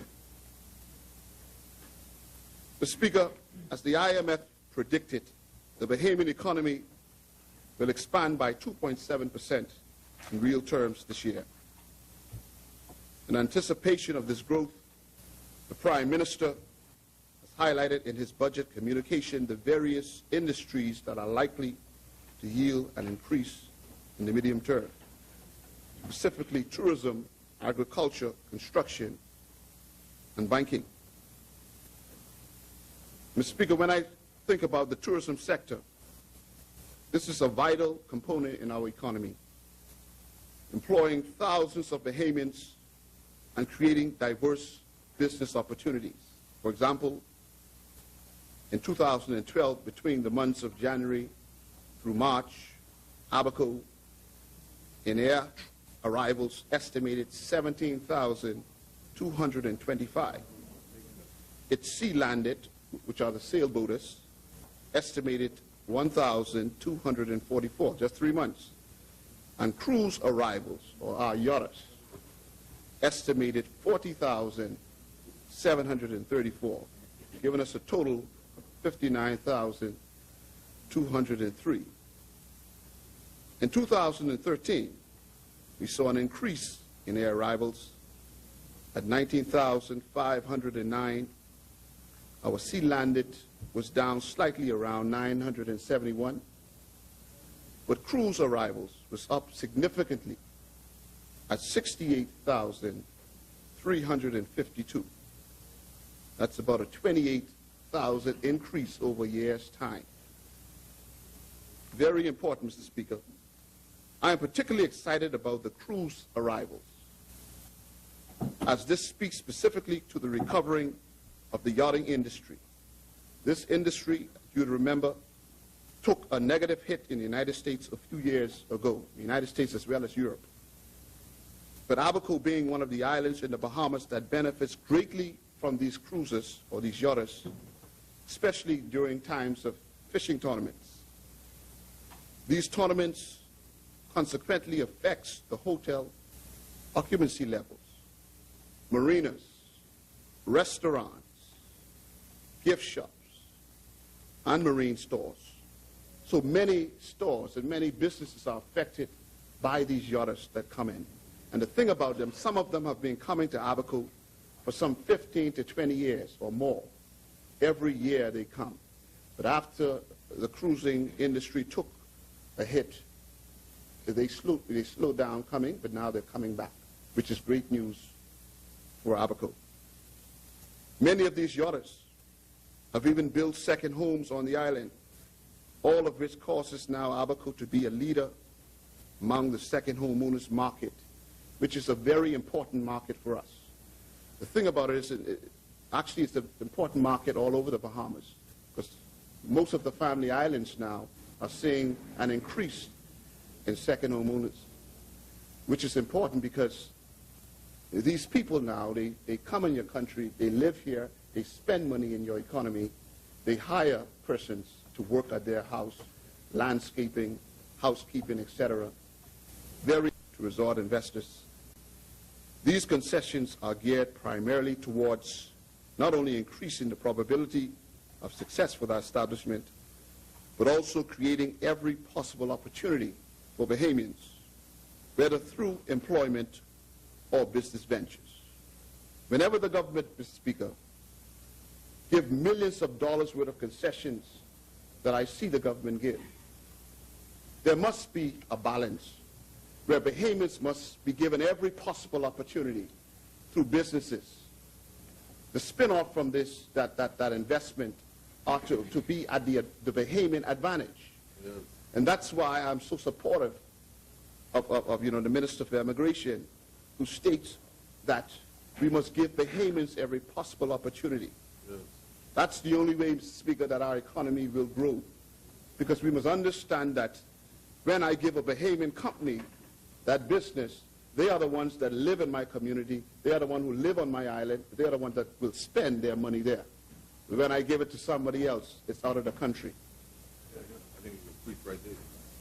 The government is also focusing on other touristic areas of interest, namely medical research, especially stem cell research. You heard a lot about this several weeks ago. Sporting tourism.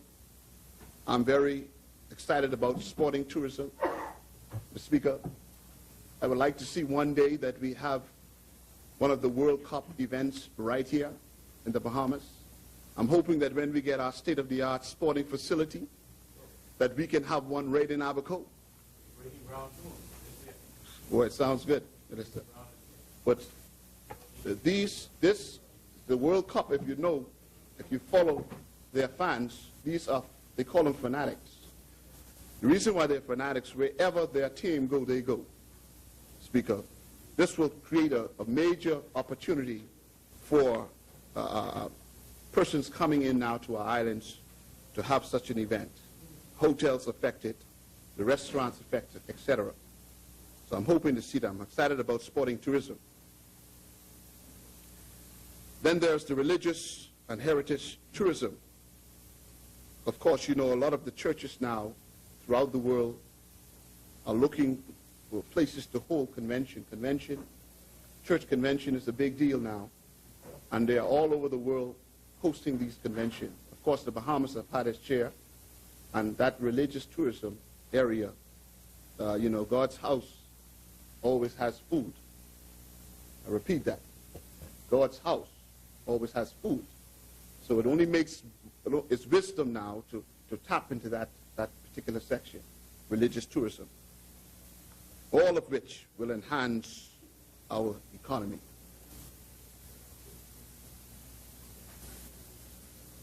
Speaker, it is equally important that residents on the Family Islands take advantage of the Extended Family Island Encouragement Act that now ends on June 30th, 2014.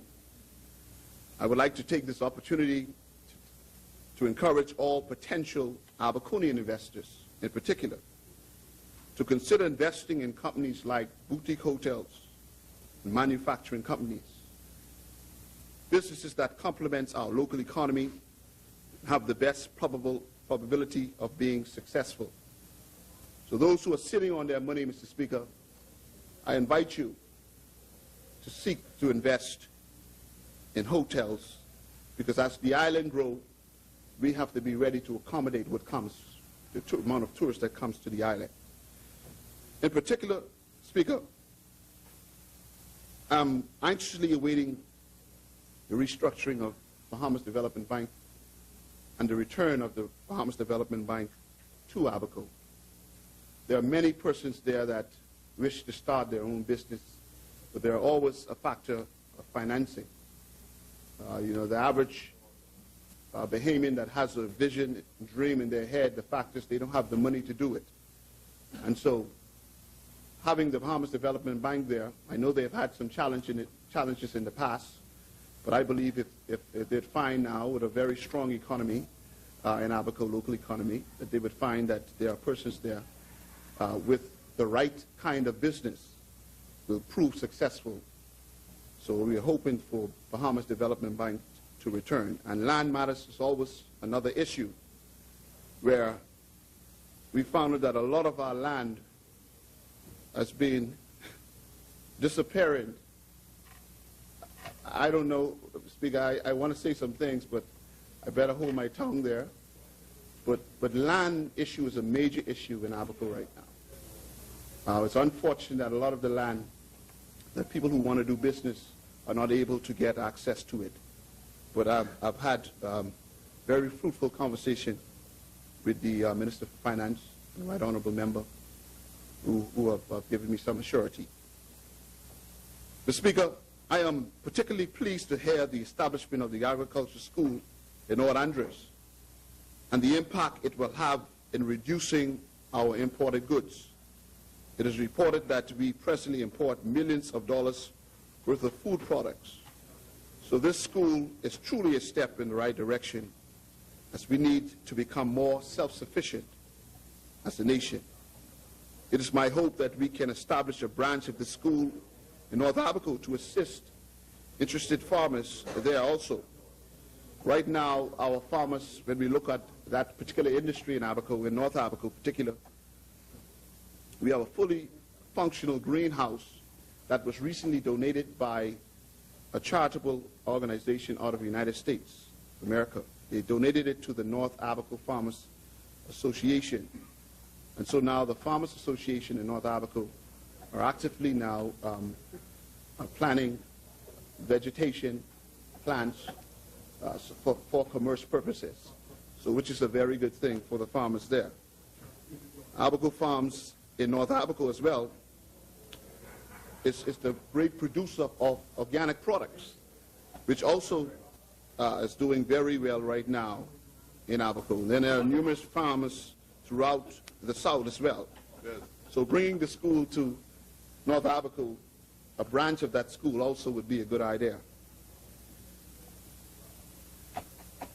Speaker, education will play a vital role in the success of our people. As more and more investors look to look to the Bahamas to expand their portfolios, the demands for skilled personnel in a highly competitive market will be greatly sought after. This is why I applaud the Minister for Labor, the Minister of Education, Science and Technology, respectively, and all cabinet ministers and the Prime Minister for all of their role in seeking to institute the National Training Agency, which will focus on providing the necessary skills needed in the 21st century Bahamas. In Abaco, in addition, we have begun plans in conjunction with the NTA to construct an educational complex which is really sponsored by one of our second homeowners. Gracious gentlemen, and that is the good thing about Abaco is many of our second homeowners who live there consider that their home and they are willing to give to worthy cause. And we had a particular second homeowner who has decided to donate the building for an educational complex. This will host a variety of colleges and vocational schools like BTVI, and of course the NTA will be there. We are prepared to do all that we can, Mr. Speaker, in preparing our people through education for any available opportunity that may exist. It's a very sad thing, Speaker, when I have to turn down my people who would come to me looking for a job. When I look at their qualifications, they're just not qualified. Many who have not even graduated from high school. But they have to survive. Yes. And so what we're trying to do is implement a system in place, and something even like a GED program, and I've spoken about this during the campaign, GED program where persons who, adults, not just kids, talking about adults, who would have been thrown out of school, who may have left school early, many on the islands like that. They don't even have a high school diploma. And so we have to implement some system in place where they can be able to educate themselves, get a high school diploma. Who knows, we want to implement programs like for the BJCSE, for the BGCs, many of these things that are required for these jobs. Okay, so we're really looking now to help our people raise the standard. Yes. We cannot just accept it and leave it as is. We have to help them to raise the standard. And I believe that this government is doing all that we can to do just that. Mr. Speaker,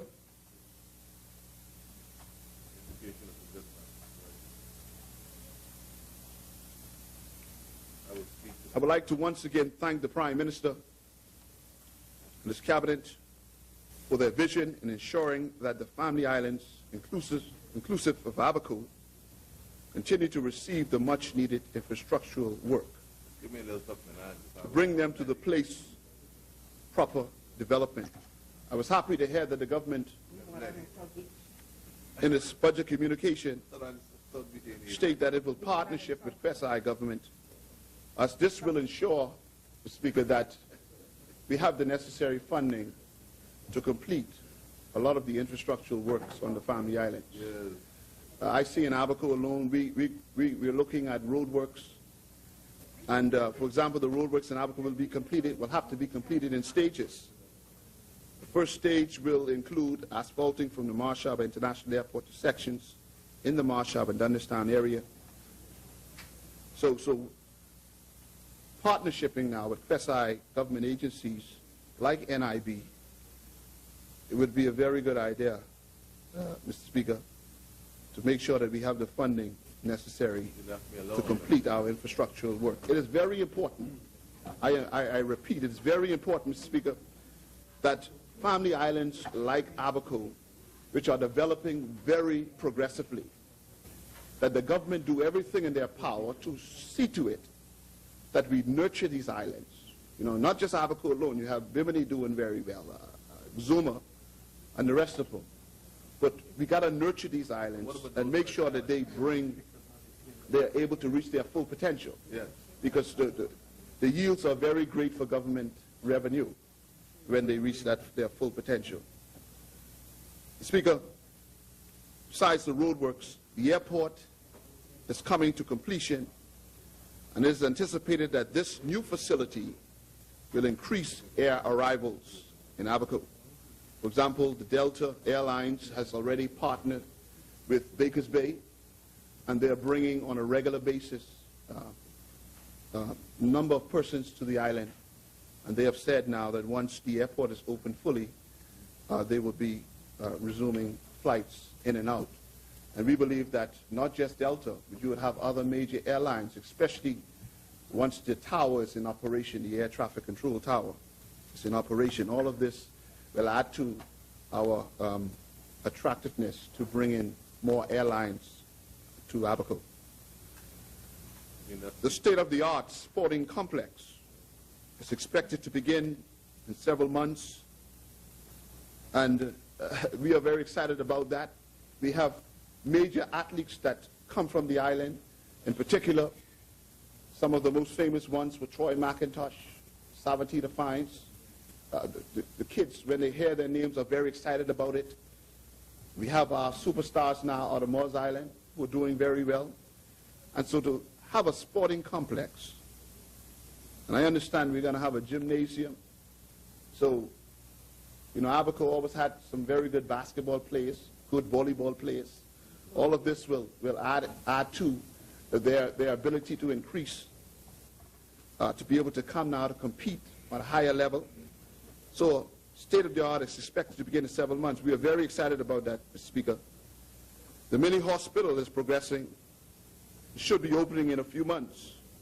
I've had the opportunity to tour it with the minister, and it's a very big hospital. I've been informed that both the airport and the mini hospital will create sustainable employment on the island. So once this facility is up and running, we will find that it will create a very good sustainable employment for the island.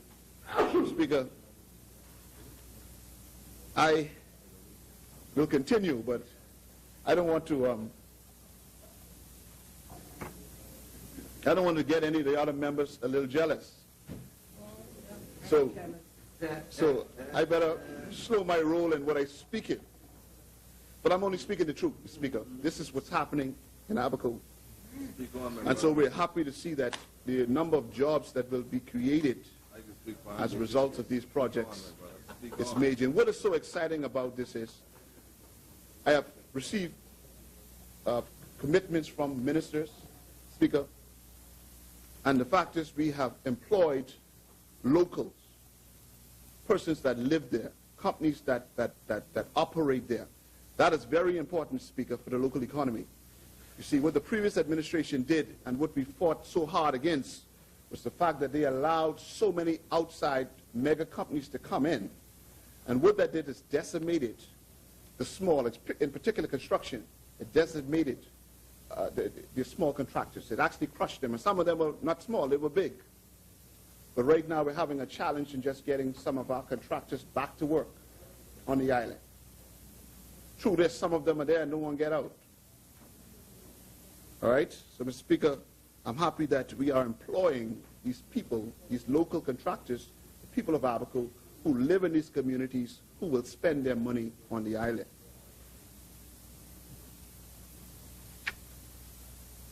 Speaker, the North Abaco Port Facility is about to commence in a few weeks' time. Which will also provide major employment opportunities. That will be off of Cooperstown area.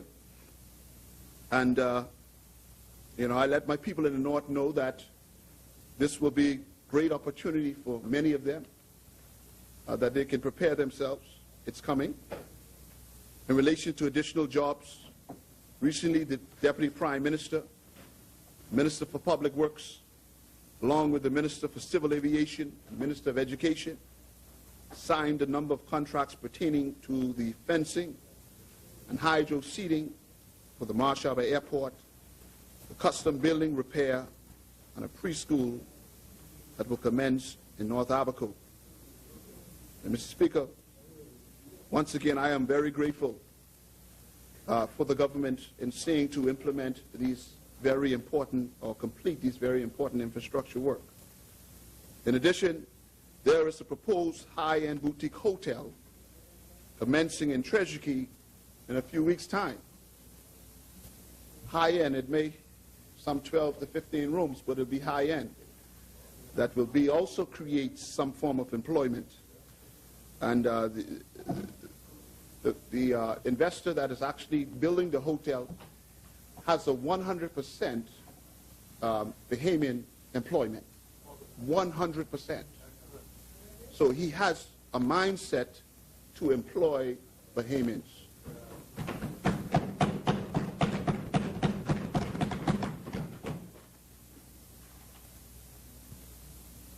Speaker,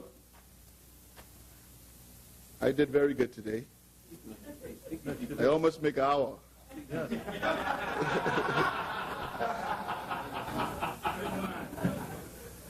Set a new record. People almost there. Speaker, yeah, man. In conclusion, Alberconians are very grateful, as these activities will create more jobs. As you know, there is a challenge that what will happen is, and that challenge is all over the Bahamas, that you have hundreds of students coming out of high school. Many of them, their parents don't have the ability to send them to college. So you will even have an increased workforce there who are looking for jobs. So now we have to find jobs for all of these students that are coming out. And so I'm so happy that this government, the Right Honorable Member for Centerville, and his government is at the helm, because he's known to create jobs. Speaker, I recall some of the naysayers as I close, and opposition supporters saying after the painful loss on May the 7th that Abaco would never get anything else. That's what they say, Mr. Speaker.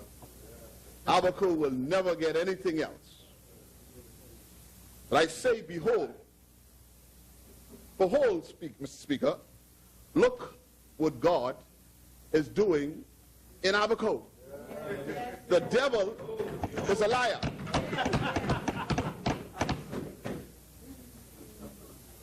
Abaco is well on its way to acquiring city status, boasting in its vibrant economy and seeing an increase in our second homeowners market.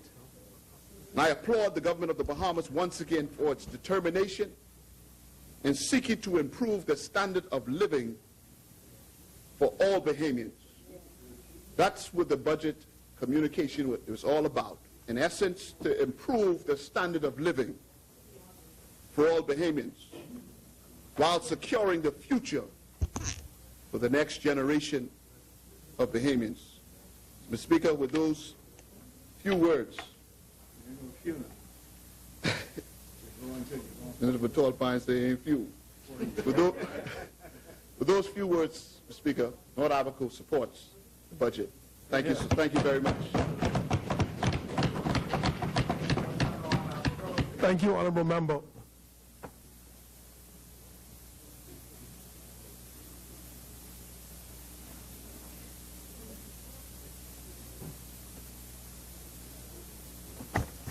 As many. Chair recognizes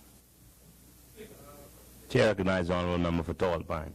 Mr. Speaker, with your permission, I'd like to rise on a point of clarification, Speaker, with remarks made by the Honourable Member for Anstown with regards, regards to BEC. Mr. Speaker, he indicated that, in fact, the last time the Progressive Liberal Party cut costs for the consumers at BEC, it spelled financial disaster for that corporation. And it went bankrupt. Mr. Speaker, it was in 2006, I think, February, when Mr. Al Jarrett, God bless his soul, and the Honourable Member for Bain and Grandstand, Mr. Bradley Roberts, reduced the cost of electricity to Bahamian people by 10%.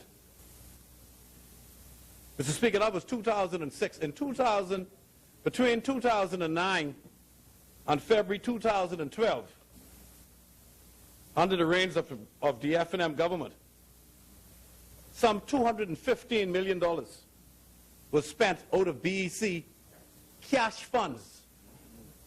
This is a bankrupt corporation now, but had $215 million to spend on 3 projects in the Family Island. Abaco, Eleuthera, and Bimini, sir. 3 projects. BEC spent in excess of $215 million, bankrupt corporation. According to him.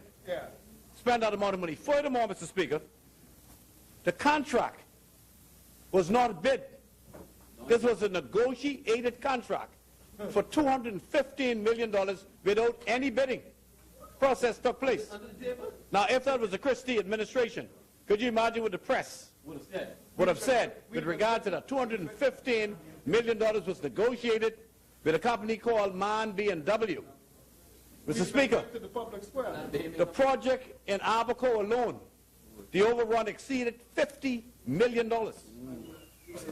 For what? But when I speak, Prime Minister, next week I can deal with that. No, sir. I just point order.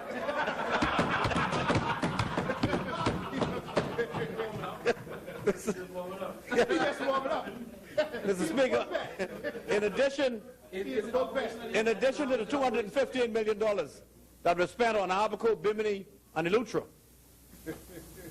on the 5th of February, on the 5th of May, the 5th, 3 days before the general election, the government signed a contract with Hitachi for an additional $26 million to put in a 26-megawatt gas turbine engine at Blue Hills. This is the same bankrupt corporation now.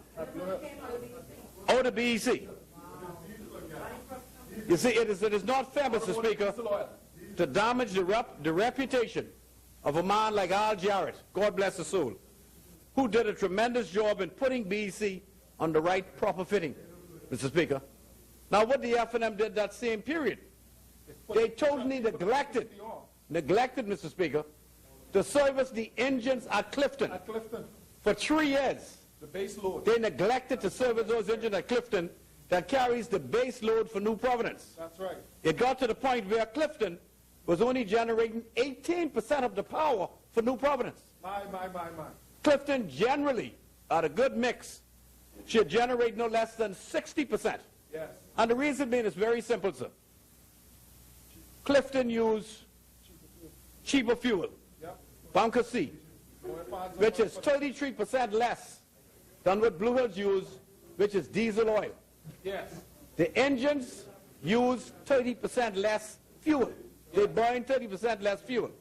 Yet they concentrated their efforts on Blue Hills instead of Clifton, thereby placing a greater burdens on the backs of the Bahamian people, sir. Yeah. So I want to say, Mr. Speaker, it is not true. I wonder why. It is not true that Mr. Al Jarrett and the Honorable Bradley Roberts had any adverse effect on the financial position of BEC, sir. But I will deal with that when I speak next week. Is Abaco over? I want to set the record straight. Is Abaco over? Thank you, Honourable Member. As many.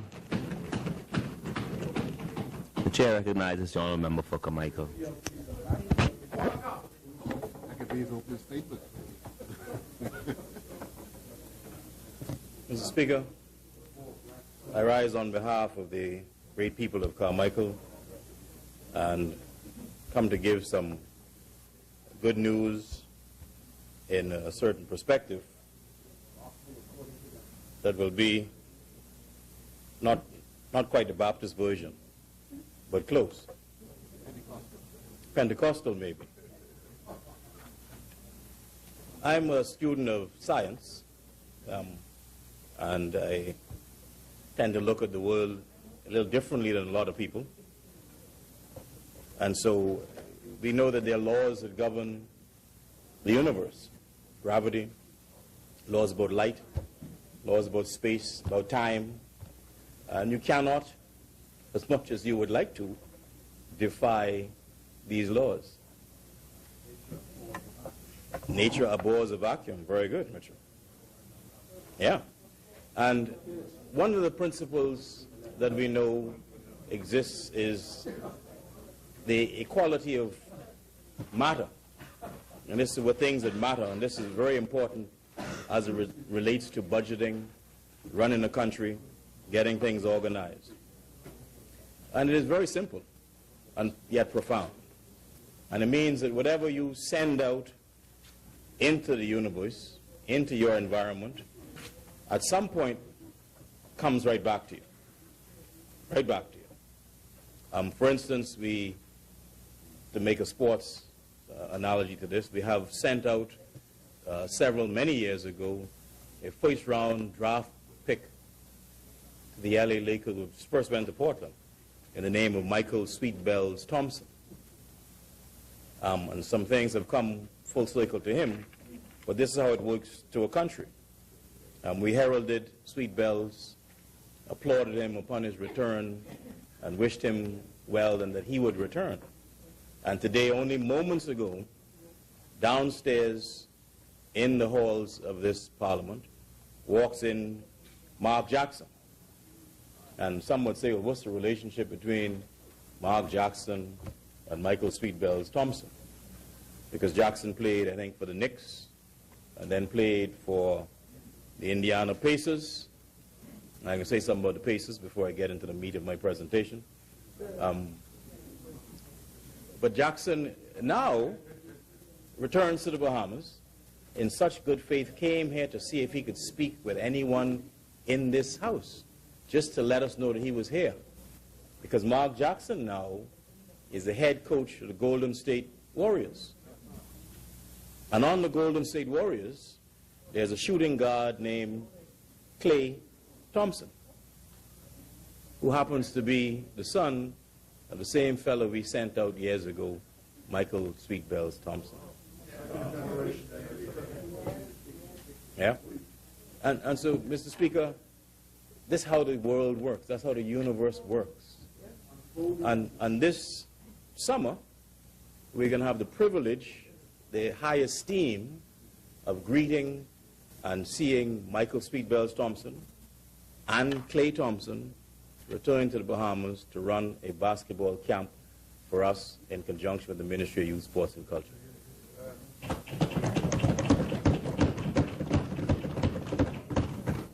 And Mr. Speaker, and I'm happy to say that because I want to frame my contribution on this 2013-14 budget as welcoming the world.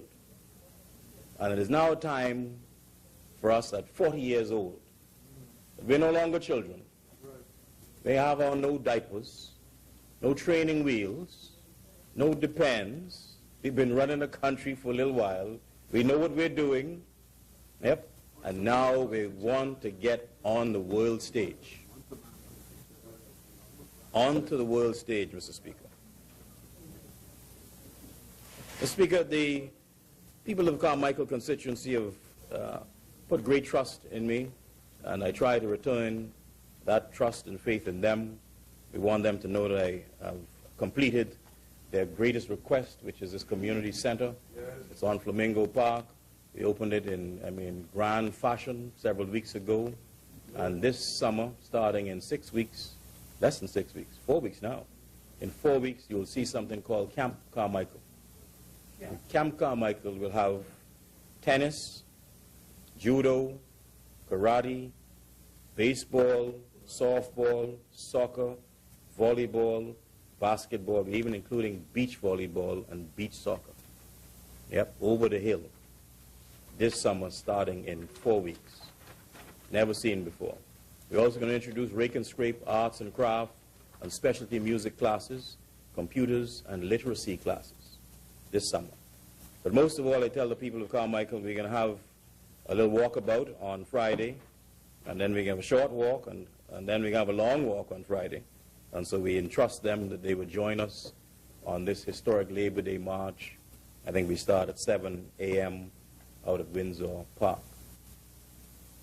Mr. Speaker, the Ministry of Youth, Sports and Culture and is a cornerstone of some of the ideas that fit the philosophy of this party. These cornerstones continue to create access and opportunity for young Bahamians. We try to do this through the provision of programs in a number of diverse areas. which enable our young people to function independently rather than at the discretion of others. Minister Mitchell spoke earlier about what's happening in the Middle East, about the ideas that you no longer can run on the old business model of government. And independence is about giving people choices and careers, not just those old-fashioned jobs. And it may seem like an insult to many, but it's the truth. At our ministry, we have one simple motto: we build access and we find people opportunity. Mr. Speaker, my ministry has had a very fruitful year. We remain prudent in our spending and ever mindful of the resources of the state that have been entrusted to us is for the development of our people and indeed for the future development of this great country. So despite cost savings of over $2 million, we've had a reduction in 1.5 in the prior budget, and you'll see $2 million of cost savings in this present budget. We still have been able to achieve much with the assistance of the brilliant, hard-working staff of this ministry. Mr. Speaker, for Bahamians, seeing is believing. And I just want to very quickly show you some things that are happening despite cost cuts. Everyone keep telling us about money, money, money. But money ain't it. It takes will. Yeah? The purpose of politics is your will, is what you want to do, you could do it. Mr. Speaker, I pick up the paper today, Wednesday, the 5th of June, and I am so proud to announce this. And it is not my doing. I just wanted to call it to members' attention, that a tennis court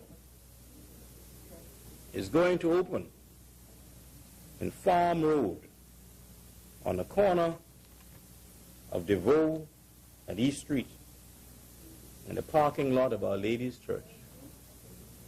2 tennis courts over the hill.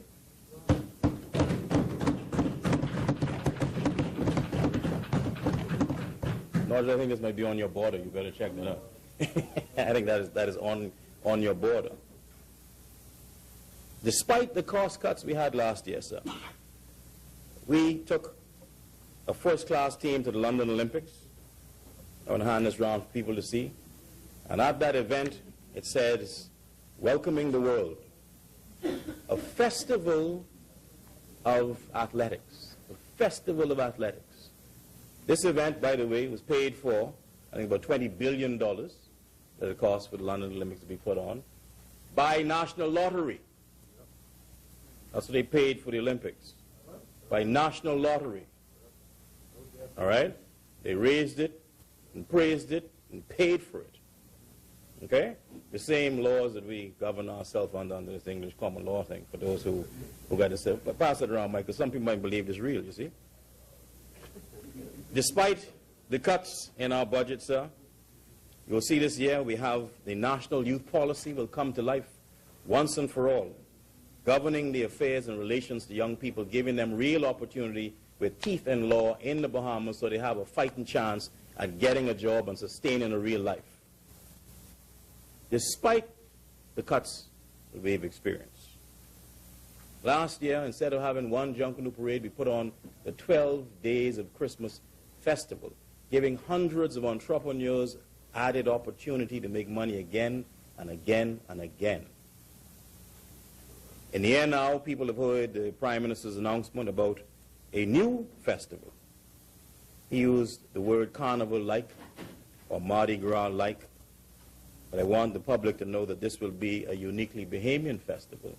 But we have to learn now to compete with the big boys. And we'll be going after, Trinidad in 1 week makes $180 million on that festival. Toronto in 1 week will make $120 million at Carabana. US dollars. And none of them have half the visitors we have. Trinidad just scraping 1 million visitors. You got me? So when people come to Bahamas, they say, we want to see Junkanoo. What do we tell them? You got to come by Christmas. Well, guess what most people doing on Christmas? They're home with the family. And that is the reason we're saying we're going to now expand this thing called Bahamian culture into another time and space.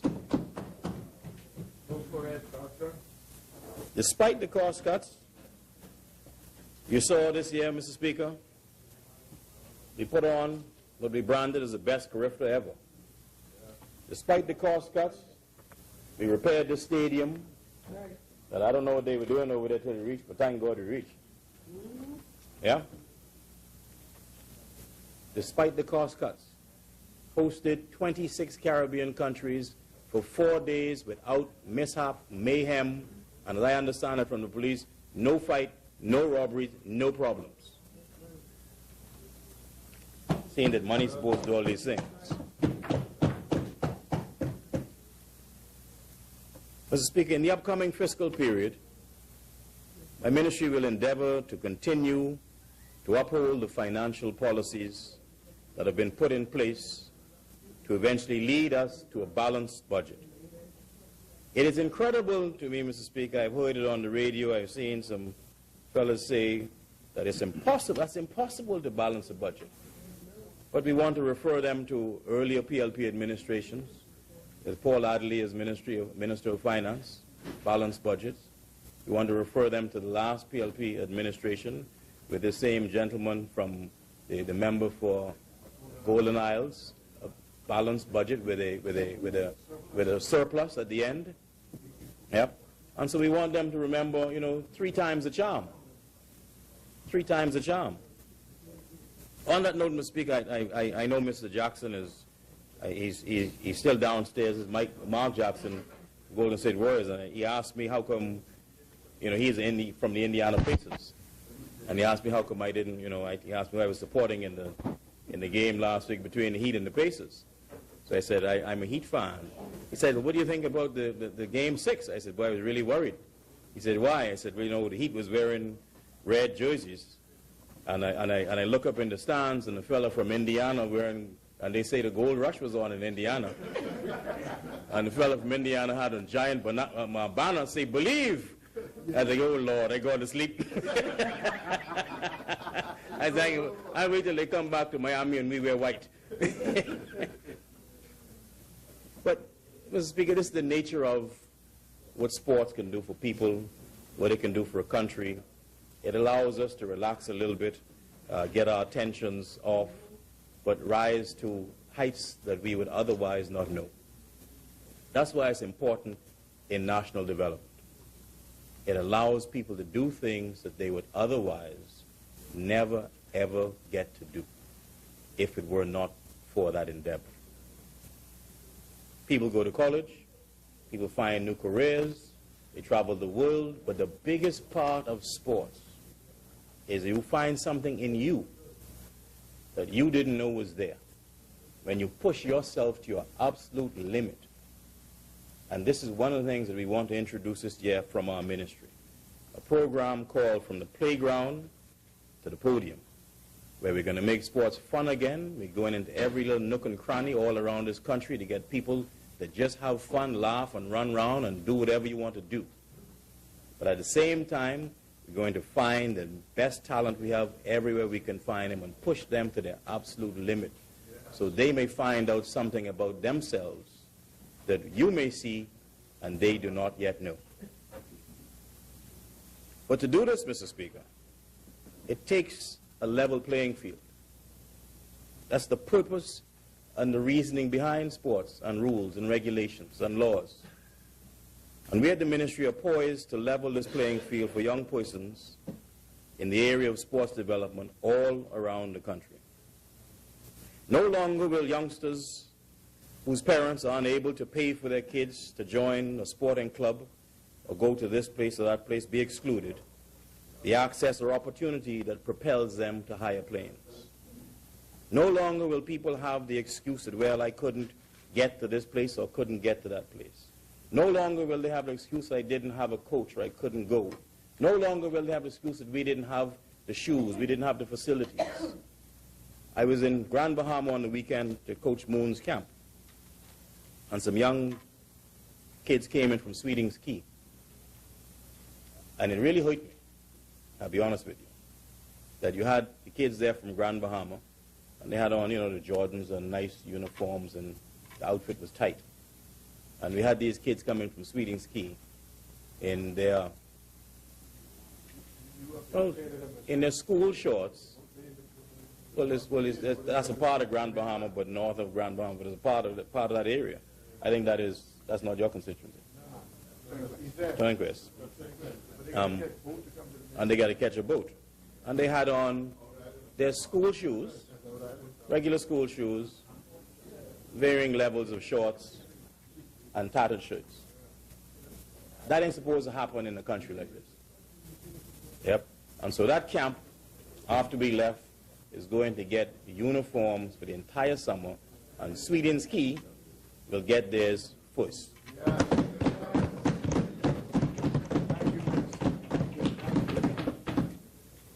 Mr. Speaker, that is what this government seeks to do. And that's what this budget seeks to do. Give people who have not had a chance yet a fighting chance so they could make it. And it amazes us that there are people in this country, and they are in this country, who do not want other people to get a fighting chance. Why? Because they've made it. They get in the door and they want to slam the door shut. I let them know it ain't happening. So they could relax on that. It ain't gonna happen. The Prime Minister, Mr. Speaker, in his introductory remarks last week on the budget, he told everyone, kind of shocked me too, that he indicated a sum of $10 million have been allocated to capital for the Ministry of Sports to develop sporting centers of excellence all over the Bahamas over the next 4 years. Should be that for you, so you don't think I can do that by like Christmas. This allocation, sir, will aid us in building a bridge to the future by leveling the playing field for all children across the length and breadth of the Bahamas. And it will spark economic growth and enhance community awareness in every family island. The lack of existing facilities has resulted in disappointment for many of our children who feel disadvantaged when comparing the quality of sports facilities, equipment, and conditions under which they have to recreate and compete. If members will remember, that is why the Prime Minister sought to postpone the last Bahamas Games, because it is unfair, it is unsportsmanlike, it's unconscionable to have people come here from Inagua, Ragged Island, Cat Island, Exuma, who have never played on one of these fields, and now you blow the whistle and tell them play ball. So when you see them again, and we blow that whistle and you hear play ball, it can be a different game. It's going to be a different game. We saw it last year with Junior Junkanoo, where Junior Junkanoo had been dominated by C.R. Walker, GHS, R.M. Bailey, Bam Bam for years, 25 years. We said, no problem. We send some guys down to these other islands to get them started. Just started. You only got to give these kids a start. And the results of Junior Junkanoo are as follows. First place, Spanish Wells. Second place, Harbor Island. Third place, North Andros. And I warned them, I warned the guys in Nassau, because we started a camp in Cat Island, where they have some little boys, they need 3-4 drums because they're boisting the drum, they're only 7 years old. And we started a camp in Exuma. So now you're fighting to see if you could get in that top 5. You got to fight to get, and that hasn't even gone down to Inagua, Ragged Island, all these other places. So when we're having national things, you're giving national resources, you're giving people a fair chance. We got to spread this wealth, Mr. Speaker. And although we have less, we can do more. We can do more. And we'll have to include Cat Island in that list of things, too. See, he just appeared out of nowhere. Who was that man?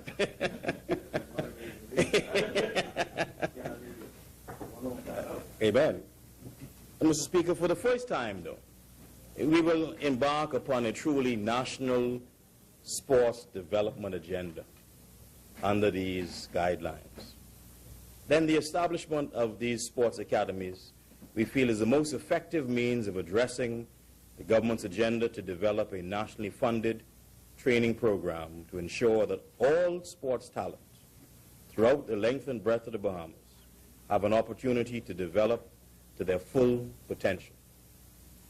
And I put sports in this as a metaphor for all of the other agencies of government that we really run. This is why we're doing what we do, so that others may have the chances that we had. That's why we're doing it. No other reason. It's not, as Minister Mitchell said, no nefarious thing. You're not trying to sneak no money or pad no couch or anything of this. It's to give everybody a chance.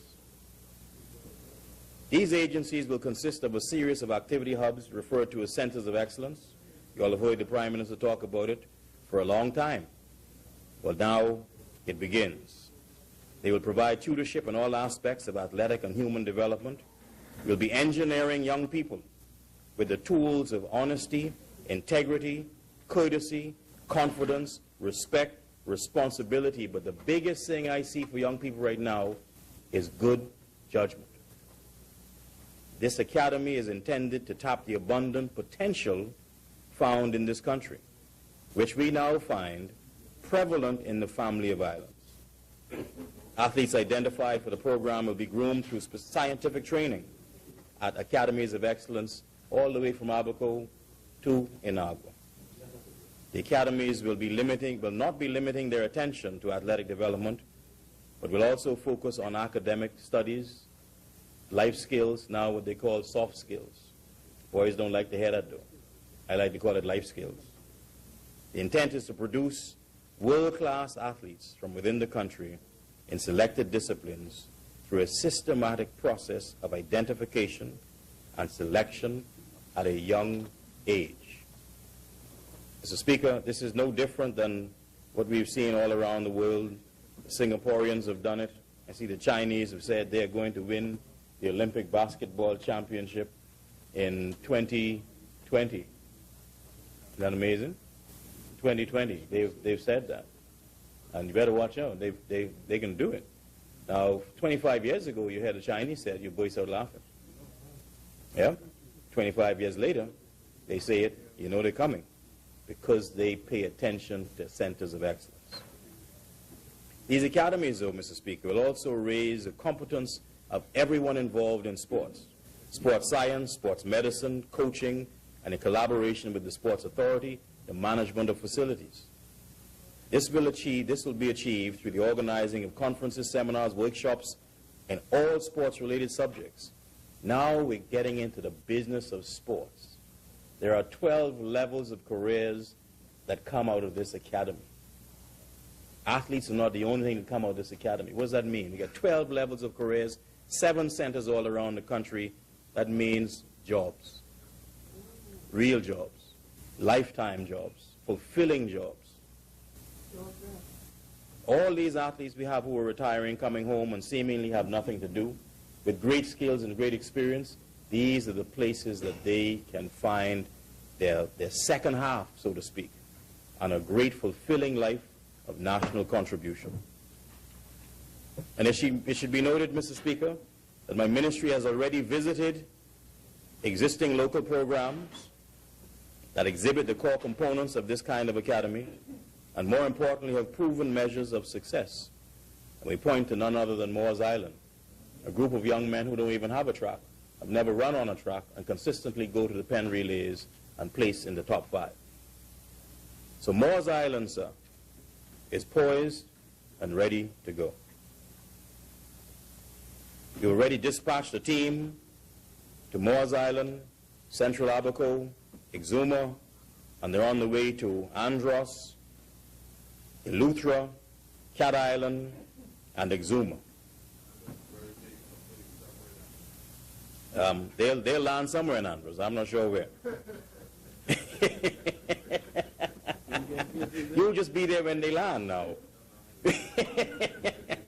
I'm sure we'll be sending them close to you. Mr. Speaker, in compliance with the Prime Minister's objectives, however, and with the aim of holding a tight schedule which would enable the completion of all 5 facilities by 2015, this team, comprised of individuals from urban renewal, urban development, Ministry of Works, Water and Sewage, Bahamas Electrical Corporation, BTC, Lands and Surveys, a 5-man team, has already begun their work. In order to complete these designs, site data collection and all the stakeholder meetings have already begun. The MPs have been informed, and they are ready to go. This process will begin in earnest this summer, and you will see us breaking ground all over town. The construction of the first 5 national sports facilities is expected to commence in Abaco within the next 6 months. And this will be followed by the other centers in Exuma, Eleuthera, Andros, and Cat Island. Mr. Speaker, it is not that well known that the Ministry of Youth, Sports and Culture pays a lot of attention to its student athletes. And although we got some flack about cutting the budget to COB, I went there one day to defend my ministerial colleague, because I also want the public to know that this ministry remains the single largest external contributor to the athletics department of the College of the Bahamas. And thus far, the ministry has contributed over $400,000 to this total program, inclusive of $82,887 received just last month. So don't let them bother you about that. But this is towards $82,000. But this is towards scholarship funds for student athletes. And since the implementation of this program, the college has nurtured 14 student athletes that have made national teams in basketball, track, soccer, and volleyball. And currently there are 82 student athletes at COB. 57 of them are on financial aid from the Ministry of Youth, Sports and Culture. And of those athletes, 13 of them are from family islands: Grand Bahama, Abaco, Eleuthera, Exuma, and Andros. Mr. Speaker, my ministry recognizes the need for a continued friendship and partnership with sports federations and civic organizations alike. These organizations, through their work, are able to extend the reach of the government into areas of sports that we would not normally go into. The public is advised, however, that we're expecting and requiring a greater degree of accountability, once again leveling a playing field. Usual grants awarded to organizations will be issued, up to the reporting obligation time. And we would like to ask people that if you are receiving public funds, we would like for you to give the public some account. All reports will be carefully scrutinized to determine their authenticity, and we ask people also to show us your developmental agenda. This is a developmental budget that we're putting out, and we're focused on young people in developmental agendas. The Elite Athlete Subvention Program also, Mr. Speaker, where we know we're pleased that we have had this wonderful relationship, as an ongoing relationship of athlete subvention, which provides financial assistance to our elite athletes developing all around the world, and they go on to represent our country in various core sports. However, we know that there's much more that we can do, and there's much more to be done. The program then we will review this year to ensure that it meets the criteria that subvention must step up to, and includes athletes making themselves available to represent the country on national teams when required. Mr. Speaker, if I could, I would do a youth service out of this world, and I would invest every dime of my ministry into youth. It's worth it. It's worth it.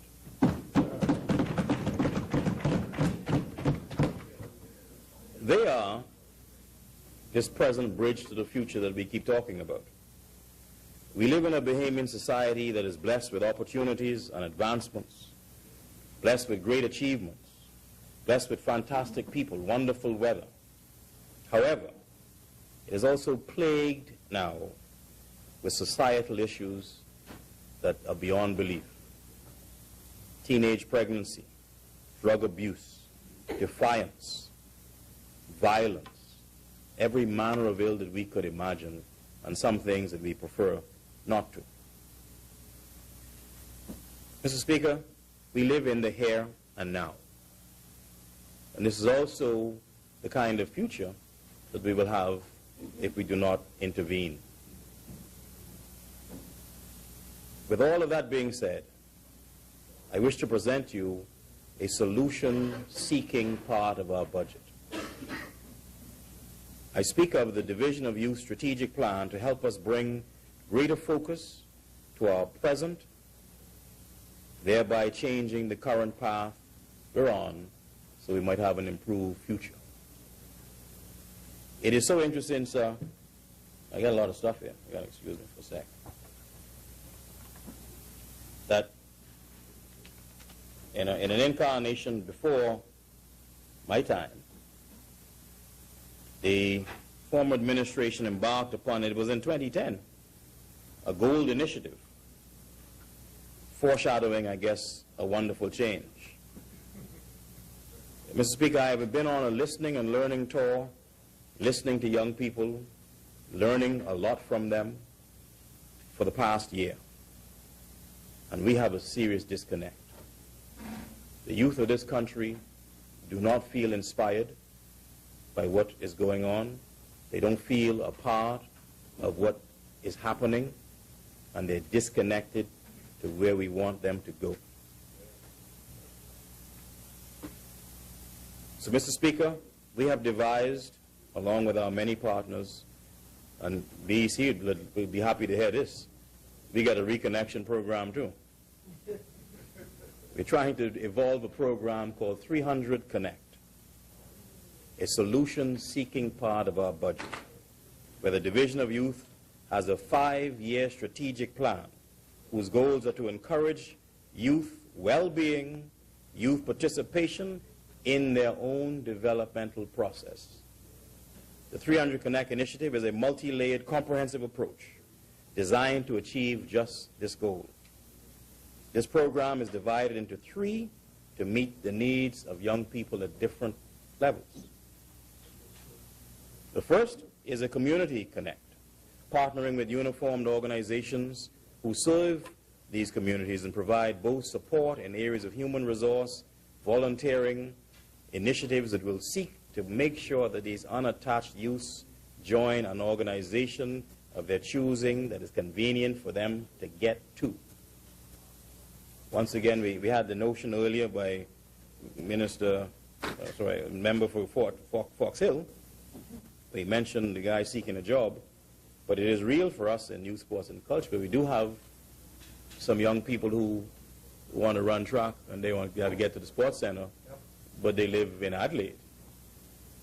Yeah, we do have some people who would love to join Royal Ambassadors, but they live in South Beach. We do have some young people who would like to get into Boys Brigade or join JA, right? But they live in Yamakro. And so we have to get ourselves out of these places and get to these people. And this is what 300 Connect does. 300 Connect takes youth leaders that we have trained from every community in the Bahamas and asks them to find us 300 young people in the course of 1 year that we could connect them to the things that we are doing. And we have to go and get them and plug them in. There's another wonderful resource, Mr. Speaker, I discovered in my year of listening to these young people, is that we have hundreds of youngsters who have been through these programs, been to college, been in the Royal Ambassadors, been in Pioneers Bugle Corps, have been in JA, they've been to college back home. And they have not, having lived up to their responsibility, to come and re-engage in the same institutions that gave them this opportunity. But we have these high school and college age students who forget their responsibility to their community to give back through service. And so we're asking them too to reconnect. If you went to Boys Brigade, if you play an instrument, if you know this, if you are JA, if you're now in a business, if you were in a club, and although you're 45 now, you're married, 2 kids, whatever's going on, call that club, man. Call them. Ask them if they need some help. Tell them you want to rejoin. You know, I have my Royal Ambassadors patch. I used to blow trumpet in the little church band, like Royal Ambassador. I got a patch right in my drawer. I took it out the other day, I said I can sew it on my jacket, then I realized I only got 2 suits, so I clipped it on. I just clipped it on. I said, I can't sew it on. I get in a little trouble now. But I clipped it on, and I went to church, man. And them little fellas like, what? Johnson, you was a royal ambassador? I said, yeah. Mother, I can join. He's 7 years old, 8 years old, transfiguration, right? Bro, stand every funeral we used to stand beside the coffin, you know. Stand beside the coffin, the whole funeral, man. Whole funeral. That used to freak me out a little bit, but that's the way it was. It teaches you a lot. Discipline, right? But we want these kids to connect to what it is that got us here. And I tell you, we're in a dangerous situation, people. They ain't feeling it. They ain't feeling it. Don't fool yourself with no glitter and glam. They're not feeling it. And we have to reach out a little further. We got to drill a little deeper. We got to try a little harder to get them in. Yeah? We cannot give up on these young people. We got all these youth leaders we've trained. I'm asking each newly trained youth leader to be charged with these young people. And the first wave of youth leaders selected represent 20 communities within New Providence. You know, I come here to say something, you know, but they, PM know the way I go. I don't do it. I'm here talking about things that I want to do. Can you kindly refer to him as the Right Honorable Member for Centerville? The Right Honorable Member for Centerville. We have already begun. We have the first wave moving into 20 communities in New Providence and 4 family islands simultaneously. These proposals were drafted and vetted with Civic. We got one coming in Pinewood too, once your jet ski is working. The civic and minded individuals this summer, all of these group leaders will come into these communities and receive more training, execute these pilot programs, and major urban community development. This initiative ensures that available youth programs are diverse and appeal to a wide variety of young people, assures that youth development programs are delivered directly into the communities where they are needed, because we got some great programs, but I see them in like Mount Pleasant. We got some great programs, but I see some of them popping up in Cable Beach. We got some great programs, but I see them popping up in like these upper middle class areas. But they don't need that. They don't need it. Send them to where they need it. And we still got people around who are scared to go over the hill. That's why I applaud them for their tennis court at Our Lady's Church.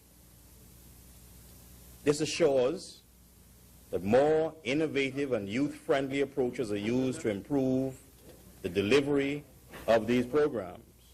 That the presence of youth organization is enhanced within these communities.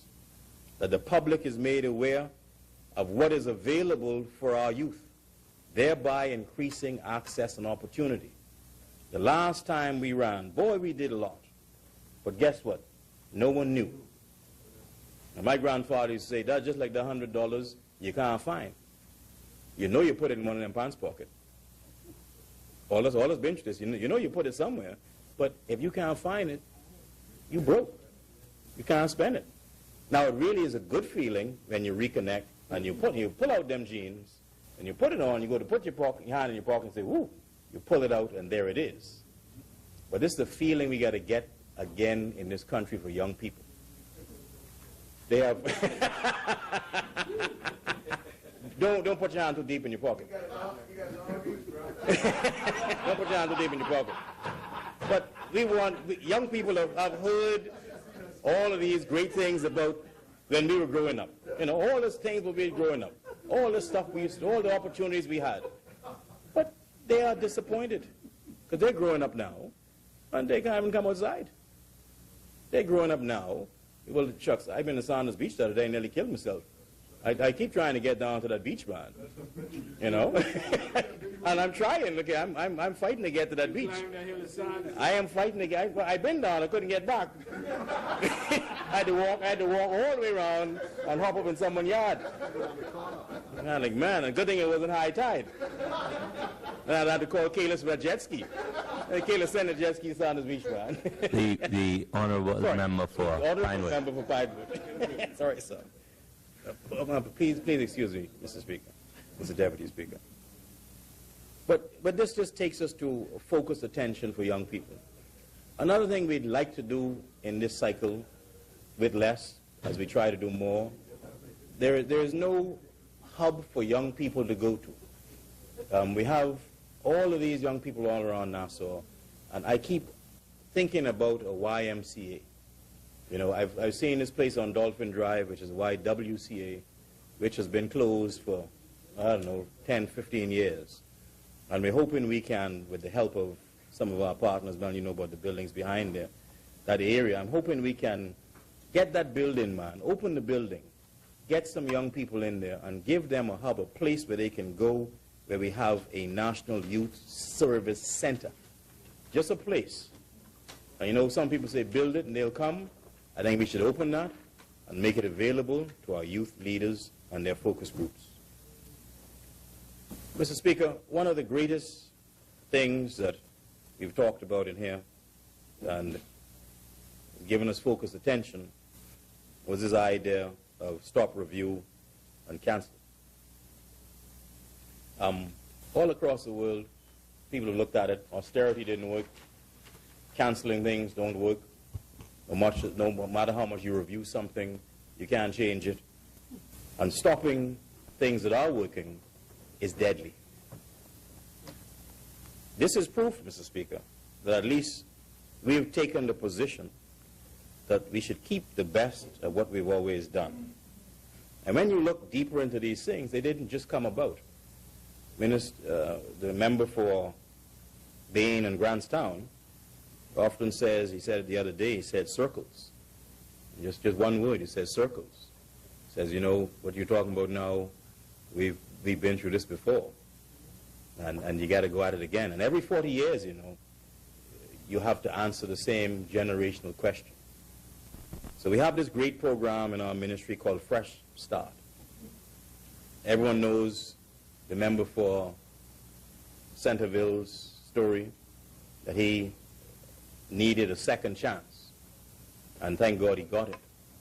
But there are many stories in this room of people who needed a second chance, and thank God we got it. And once again, we are seeking in the Ministry of Youth, Sports and Culture to provide other people with another chance. So we've taken this idea of Fresh Start, which by the way was started in 1993. A committee was appointed to study the special needs of young people. And these recommendations were sent to the government as an integral part of national planning and development. The committee was headed by the then Bishop Drexel Gomez, and he found some great things about young people that we are yet to act upon. Yet to act upon. The committee in its findings also revealed that unemployment among the nation's youth is a major concern for every community in the Bahamas, not just Nassau. In 1993, it was estimated that 43% of the entire population of young people in the Bahamas between the age of 16 to 25 were unemployed. 43%, lest we forget. 25 will be called youth. As a result, the committee's findings were recommended, and a national career development and job training scheme was to be created that would embrace the youth of this nation. Today, while youth unemployment sits at now 34%, it is the support and the focused agenda of this ministry to attack this problem as a serious priority. 6 years later, in 1999, the Fresh Start was created and implemented to address the concerns of long-term unemployment with the nation's youth.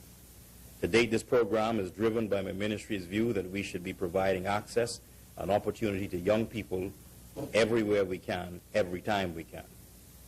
This is evident as the program clearly provides education, empowerment, and standards of excellence for all its participants.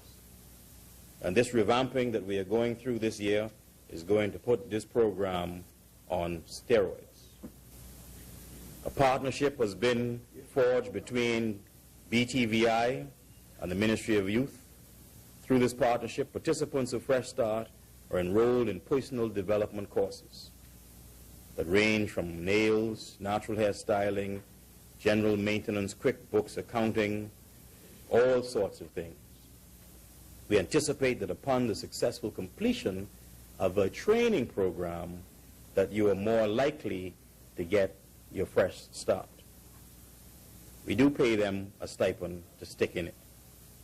Since November of last year, 2012, a total of 281 people, young people, have benefited from this new and improved program. We did not call them in and give them $3,000 and tell them, see if you could start a business. We brought them in and asked them, what would you like to do, and see if we can help you. On the 29th of April, 65 of these participants will enter the workforce, entered the workforce, and will put in practice their training that was demonstrated during the course of their program. The remaining 116 participants are still in skills training at different levels, and in July will complete their training and will be able to enter gainful employment. While this program has met with some success, there is a need to develop a two-tiered approach that will provide even more opportunity, as this is only really being pushed in Nassau, and we're now going to make the push just outside Nassau and into the family of islands. These realities of unemployment, Mr. Speaker, call for an intervention at a national level that we have never seen before, one that must be considered as a form of national service. It requires a collective will of several agencies to act in a concerted effort to help these young people prepare for their journey to independence. And I wish to propose, the formation of an interministerial body that will field such cases when required and offer swift service. So we won't just offer swift justice, we want to give people swift service. This body should be comprised of the ministries of youth, social development, health, labor and human resources, education and science, among others. The body should focus on those persons who are being challenged to take advantage of the program, remain in the program, and subsequently be placed in a working environment that is sustainable and realistic, not for 52 weeks. We must then remain with them every step of the way.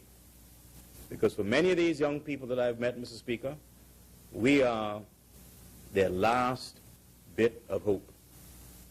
If this doesn't work out, they don't know what they're going to do. Why is it so important to them?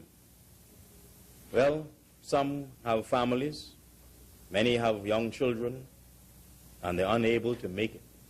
There are people out there that just do not know how they're going to make it. And sharing of these limited resources that we have, sir, is going to go a very long way.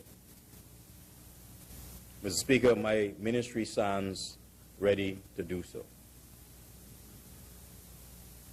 Our national youth policy is designed to address the major needs and challenges that young men and women, accommodating island variations and specific sectoral issues.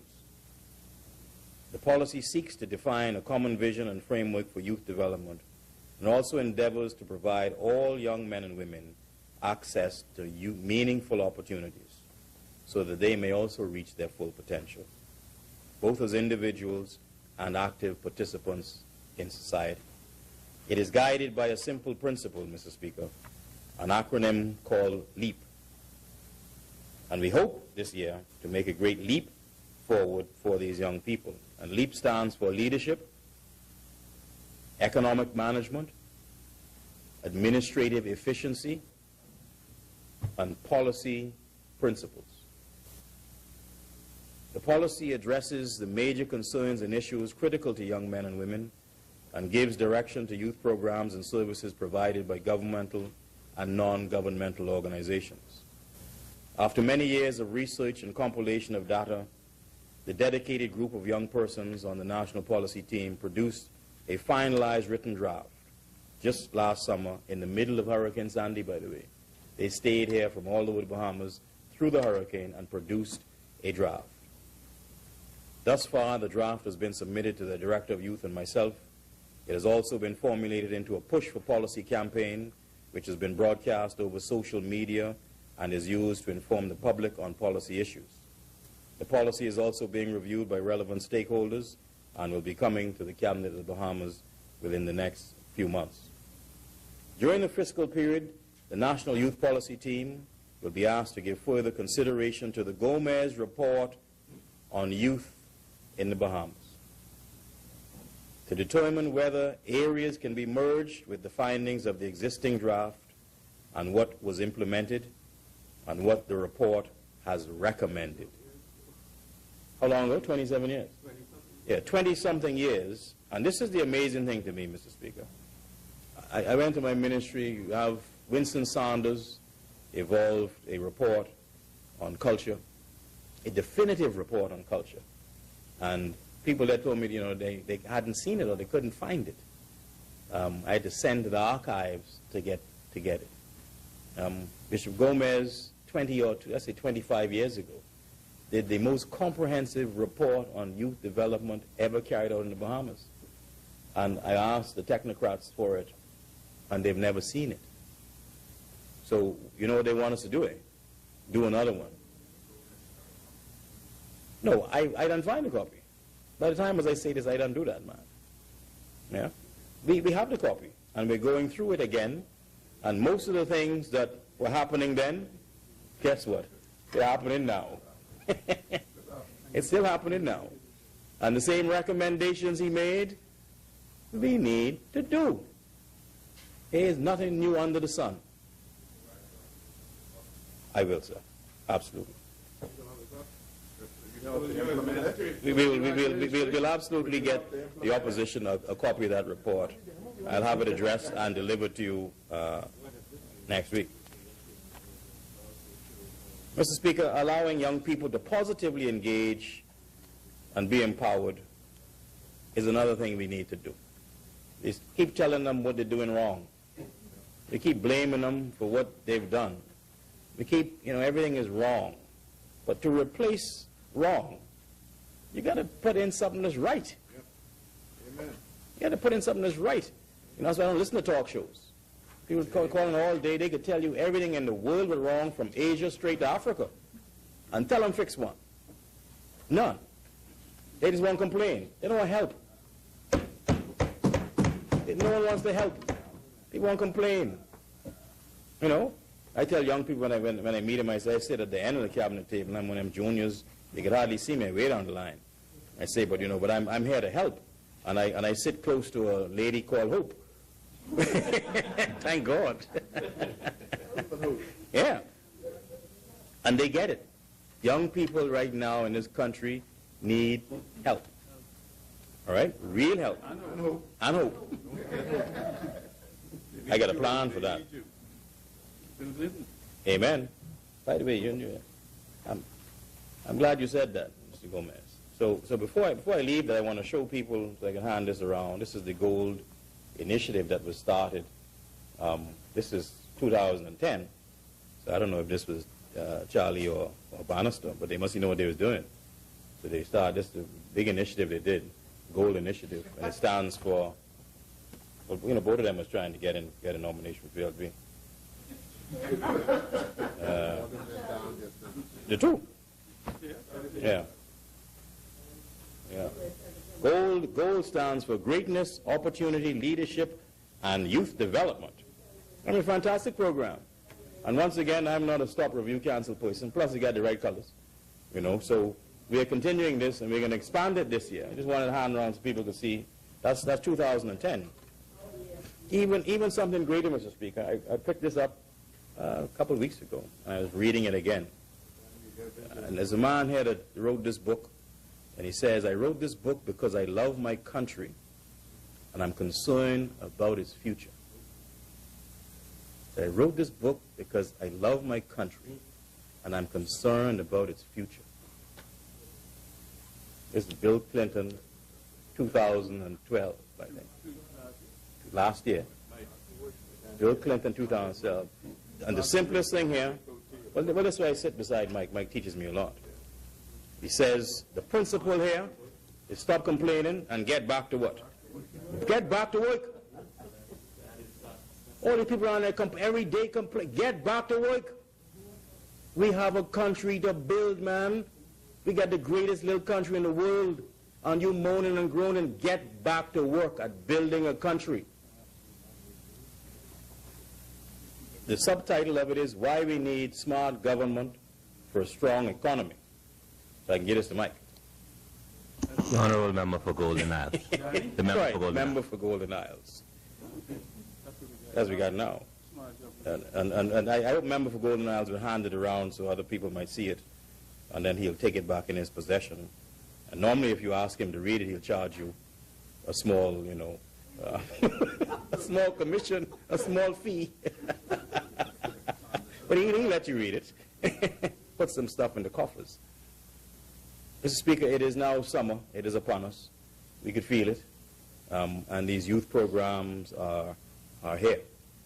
This is another thing where member for Sanderville mentioned earlier about whether you know, we would see ham and turkey disappear from the Christmas Fox Hill. Fox Hill said, you know, and he said, but not in his lifetime. These programs, I hope, never disappear in anyone's lifetime, as they fill a void for young people who cannot afford many of the amenities of private camps, that they may participate in lifelong learning, physical activity, group fun, socialization, social engineering, learn new things, maybe fall in love, I don't know. But they get to do something incredibly fun in the summer. This also allows us at the ministry an opportunity to employ some of these young people. It is peculiar, Mr. Speaker, that in years gone by, that we have actually normally occupied these camps in terms of instructors with people who have jobs. And I want to put those who have jobs on notice that this program is for those same young people that we talked about earlier, who have left high school 4 or 5 years ago and have never had gainful employment. Those same young people who have returned to the Bahamas from college and just need to get they got a scholarship and need to get their plane ticket to get back to school. I'll tell you a story of a young man who's probably the best baseball player in Grand Bahama, pound for pound, who got a scholarship for tuition and room and board. And he could not get back to school because he just needed a ticket.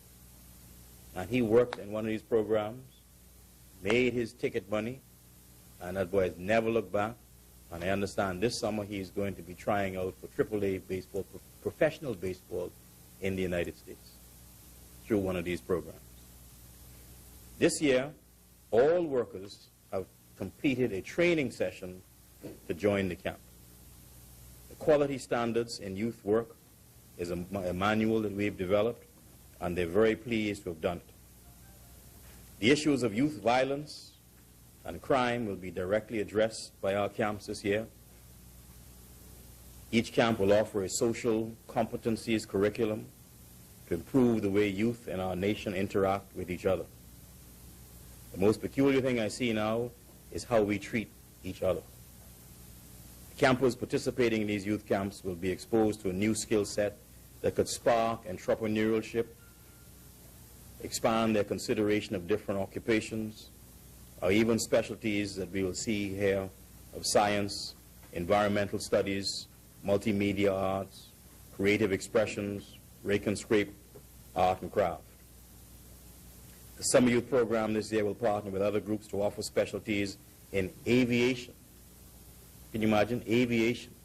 We've partnered with a great young man, Mr. Ferguson, who actually has one of these, what do you call those things now? It's a virtual plane. It's a simulator. And he puts these, and the kids are so fast. Now, they could do it at home on Nintendo and thing really well. I mean, it's incredible what they can do. But you put them in a simulator, and the whole thing actually moves. And it's a different game. But there's some people who are going to get the experience of the initial phase of training. And these are young men who are college-bound or otherwise bound. They get the initial training in a real simulator for the first time ever, and we've partnered with this private organization to provide this exposure for these young people. The other things that we will expose them to this year is boat building. So we live in an island nation, and it's incredible to me that we don't build boats. It's incredible to me that we have to bring the Filipinos into Grand Bahama to fix boats. It's incredible to me that the guys in Abaco, Long Island, Exuma, Ragged Island, who have been building boats forever, don't do it anymore. It's incredible to me that the average age of the boat builder in the Bahamas is 65 years old. You know what that means? Yeah. Well, I'm just saying. But we're going to begin exposing young men to the art of boat building. Albury Brothers, full 9 yards.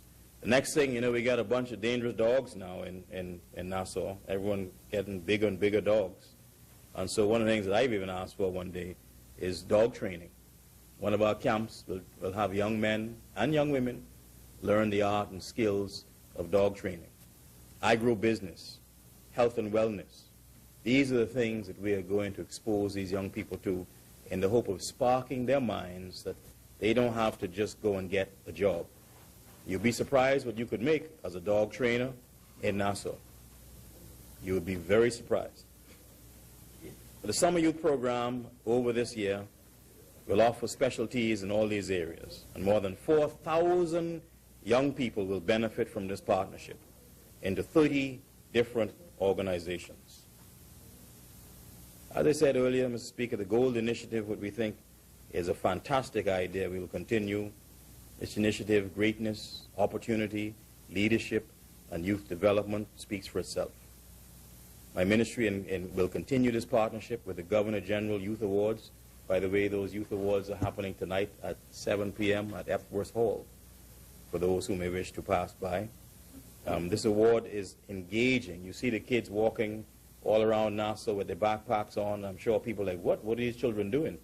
They camp out, they learn about the islands, they learn about character building, they learn about conflict resolution.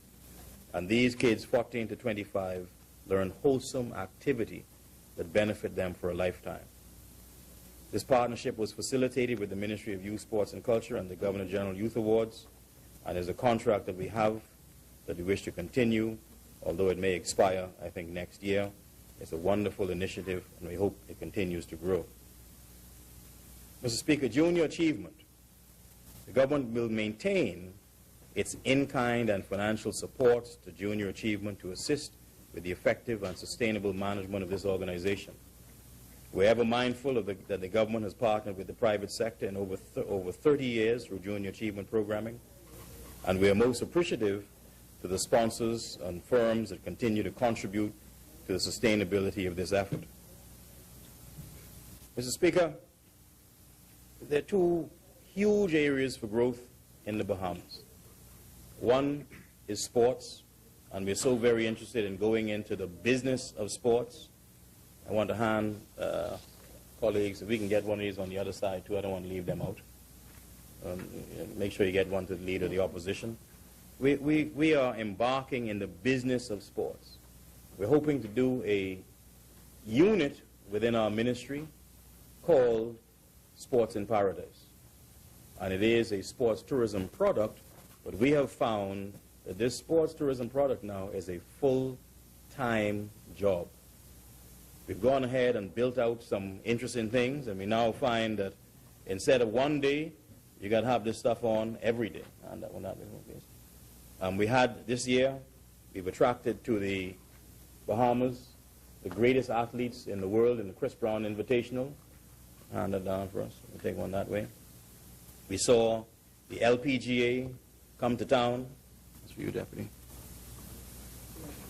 The Professional Golfers Association of the Americas, the ladies' side, were 144. They only have 145 golfers, professional golfers in the world. In the world, there are 145 pros that play on this tournament, and females. And 144 of them came to the Bahamas. One was injured. Yeah. I'm sure she'll be here next time. Yeah? You're welcome. You're particularly interested in that. Mr. Speaker, Yes. Mr. Speaker, we also had the good and the good favor this year of going to this thing called Tavistock Cup. And Tavistock Cup, I saw there was a funny write-up in the paper as to why we went, but I want to have the opportunity to explain it to people. We went to Tavistock Cup, which is the golf tournament put on by Joe Louis and Tiger Woods in Orlando, Florida, which hosts the biggest clubs from around the world in golf. And this year at Tavistock Cup, this is very interesting for us to note that the team of Albany representing the Bahamas on television in 151 countries for 8 hours for 4 days was led by who? You? No, not me. I couldn't even be a caddy on the team. Tiger Woods. Tiger Woods put on a shirt that says Albany, Bahamas, and played on the Gulf Channel, NBC Sports, full-time, 4 days, but imagine the use of that to the Bahamas, because everyone's asking, where's Albany, where are they? And they had on these beautiful pink or coral shirts, you know what I mean, the bag was the same color, I mean, them fellas were sharp, played for the Bahamas. We had 4 days of 2 hours a day on international television with no commercials. Same thing with LPGA. So when people ask us, why do we go to these things? Think about the advertising value of 8 hours of coverage on a weekend. By the way, there were about 20,000 people at this event earlier, about 3 months ago. About 20,000 people at this event. That's what sports tourism can do for us as a country. Another thing that is going to do wonders for us, Mr. Speaker, is culture. Culture may be the cure for our social and economic problems. Culture may be the cure for our social and economic problems. I have here, Mr. Speaker, the wonderful brochure from our National Art Gallery of the Bahamas. For those who don't go there, I wanted to bring it for people to see. And it is, everyone in here should be a member of the National Art Gallery of the Bahamas. I can get you a membership, but you got to go there to pick it up. The Bahamian Outsider. And it is a great story of a man called Amos Ferguson, who in his initial phases of his art, as usual for black people, they laugh at him, scoffed at him, we didn't think much of him. But in the end, boy, what a great story. And they have this book out on him called The Bahamian Outsider. It's also a short documentary on it that people should see. The flip side to this is we visited something called Art Basel in Miami, Florida, just off our coast, half an hour away, where the art and culture world had on display $1 billion of art. $1 billion of art. South Beach, Miami, December 6th. South Beach has over 70 hotels, maybe approaching 80 hotels, huge hotels. I think they got a few 100,000 rooms in the greater Miami area. And Mr. Speaker, there was not a room available, no car available, no restaurant available. The place was jam-packed full on art. Interesting part, everyone there, where's the Bahamas Pavilion? Where's the Bahamas Pavilion? Where's the Bahamas Pavilion? I was looking for it too. None. So next year, we're going to have a pavilion at this event, and we're going to invite them to come to the Bahamas for a similar event. I'm going to take the Minister of Trade there with me because he cuts them deals very fast. I'm going to have to take the... and we can move quickly on this. We're going to get major art shows in this country and have Bahamas Basel be getting on tour. We're going to get on tour. The creative industries, Mr. Speaker, is an area where, you know, people always say in developing nations, we don't have gold, we don't have diamonds, we don't have iron ore, we don't have this. We cannot be an industrialized country. But we have something in the Bahamas that no one else has. We get this thing that is uniquely Bahamian. I'm not just talking Junkanoo. It is a Bahamian creative genius. And we're asking in the creative industries to unleash this Bahamian creative genius and see what it can do. But this genius is only unleashed in the arena of art and culture. And I tell you, sir, the sky is the limit once we get inside the door. And I think we're in. I think we're in.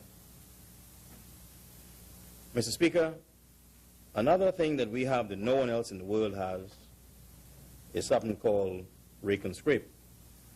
It's indigenous, peculiar music that comes out of where we come from. Just, you got to use what you got. Has been somewhat neglected for a while. And last year, I have to apologize to the member for Cat Island because I didn't make it to his festival, or the Island Festival.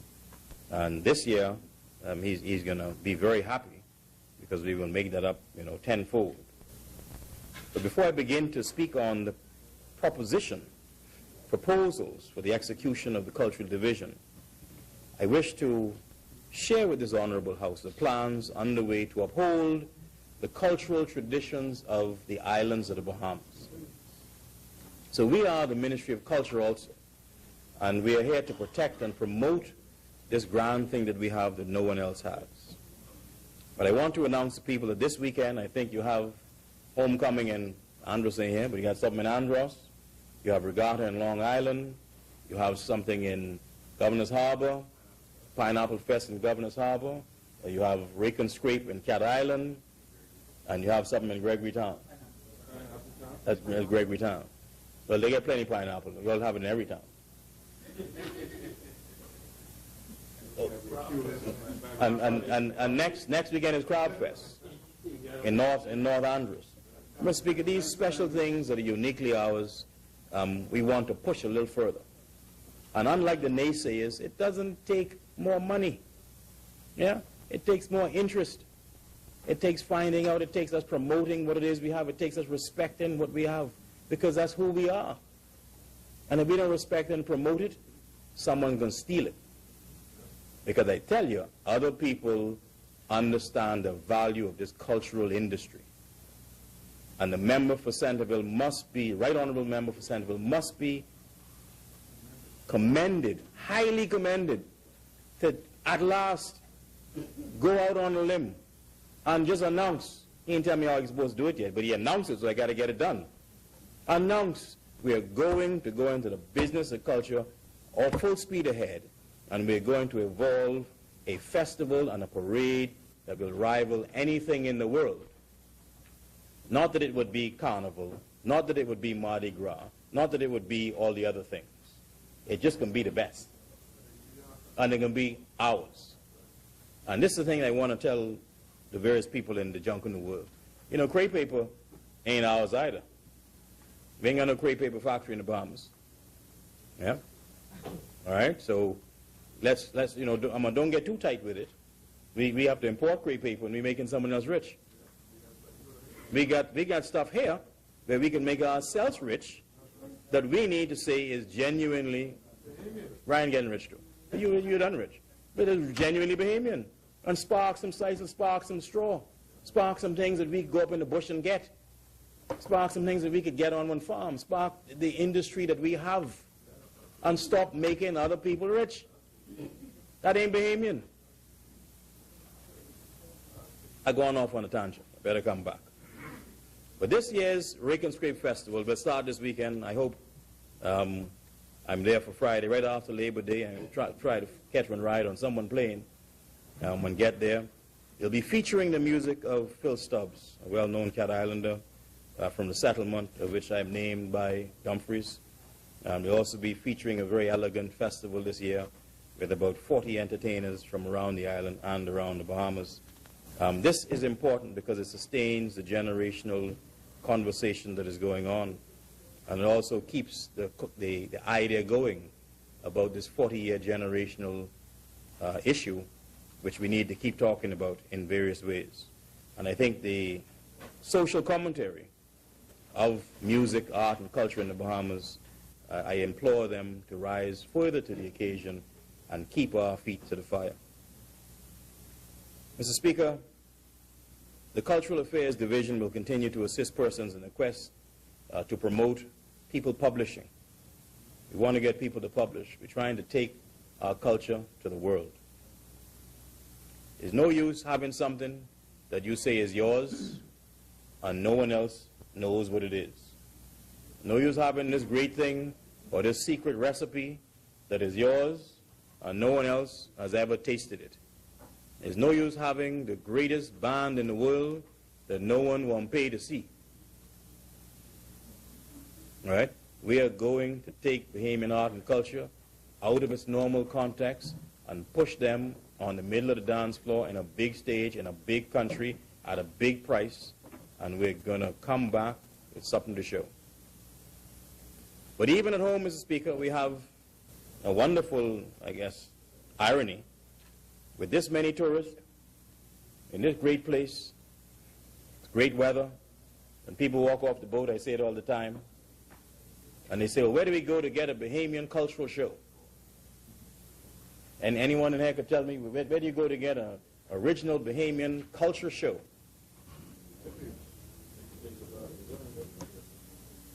None. Nowhere. Nowhere to go. Drumbeat gone. Cat and fiddle gone. Zanzibar gone. I won't carry that further. You know where that was going. But we are now going to put in the National Performing Arts Center on Shirley Street a cultural production called This Week Culture or something thereabouts to mark the 40th anniversary. And this will take the best of talent we have from around the country, those involved with the Clement Bethel Arts Festival, those involved in the National Dance School, the National Choir, the National Orchestra, and really put something together that rivals the Tropicana. I want to make sure they get that. Otherwise, they can say you're all doing a Tropicana. They're going to do something that wants to rival the Tropicana, that will be originally Bahamian and ours. And Dr. Gomez says he's going to donate us a fantastic member for right. And member for North Andros and the Berry Islands has remarked that he's going to make a great donation to that effort. Mr. Speaker, it is further proposed that the division will participate in international cultural exchanges and festivals during this fiscal period. Why? A festival is such a great economic model for growth. And they last several days. People come in early, they leave late. It is amazing to me that we have not developed 4 major festivals in the Bahamas, where every quarter we're gearing up for a festival. Festivals do something else. You meet people, you have enough time to become friends, and what do you do when you're leaving? You invite them to visit you. That's the magic of human interaction. I come to your house for dinner. I say, well, good, man. That was fantastic. I say, well, next month I'll invite you over. You call me on your birthday. I go, we sit down, grab a beer. Say, well, next month it's my birthday. That's what the festival model could do for us as a country that is out of the normal realm of what we've looked at in our traditional tourism model. It brings other people we don't normally get, and it brings them for a longer period of time, but they always keep coming back.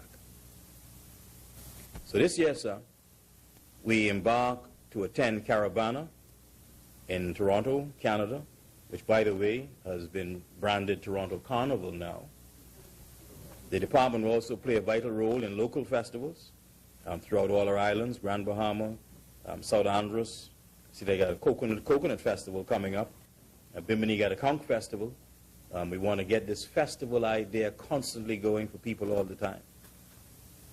It is proposed that the Cultural Commission will be established this year, re-established this year, to assist the department in its implementation of various cultural programs.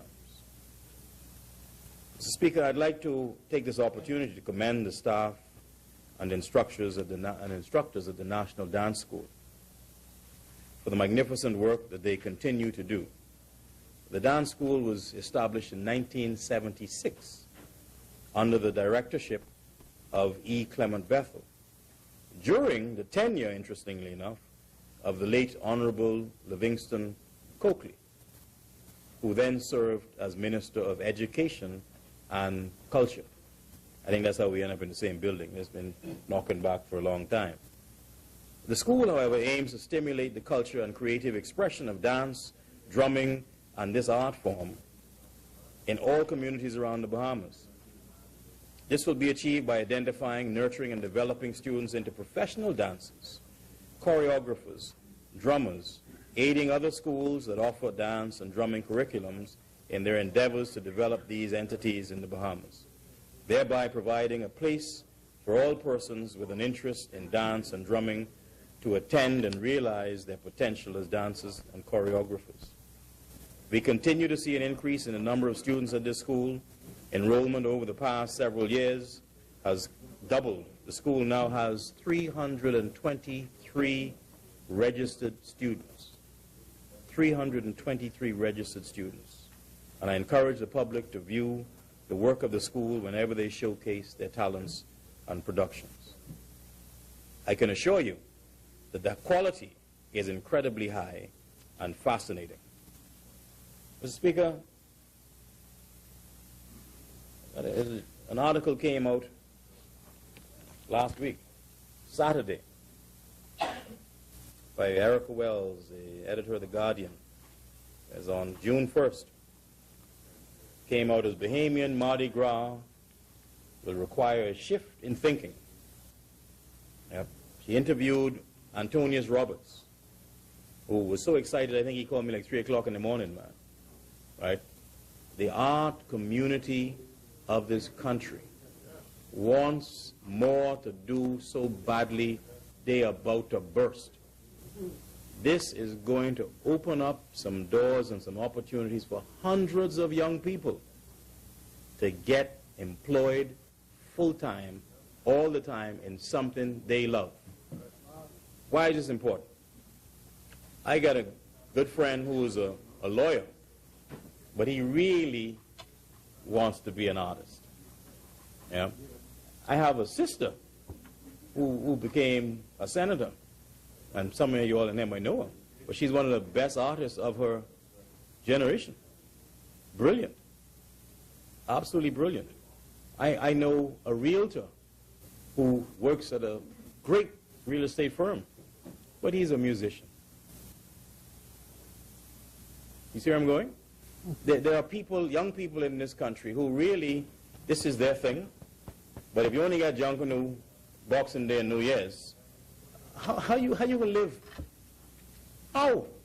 And all the honorable member, right honorable member for Centerville is saying, this how you're going to live, man. This is going to be split into a week-long festival.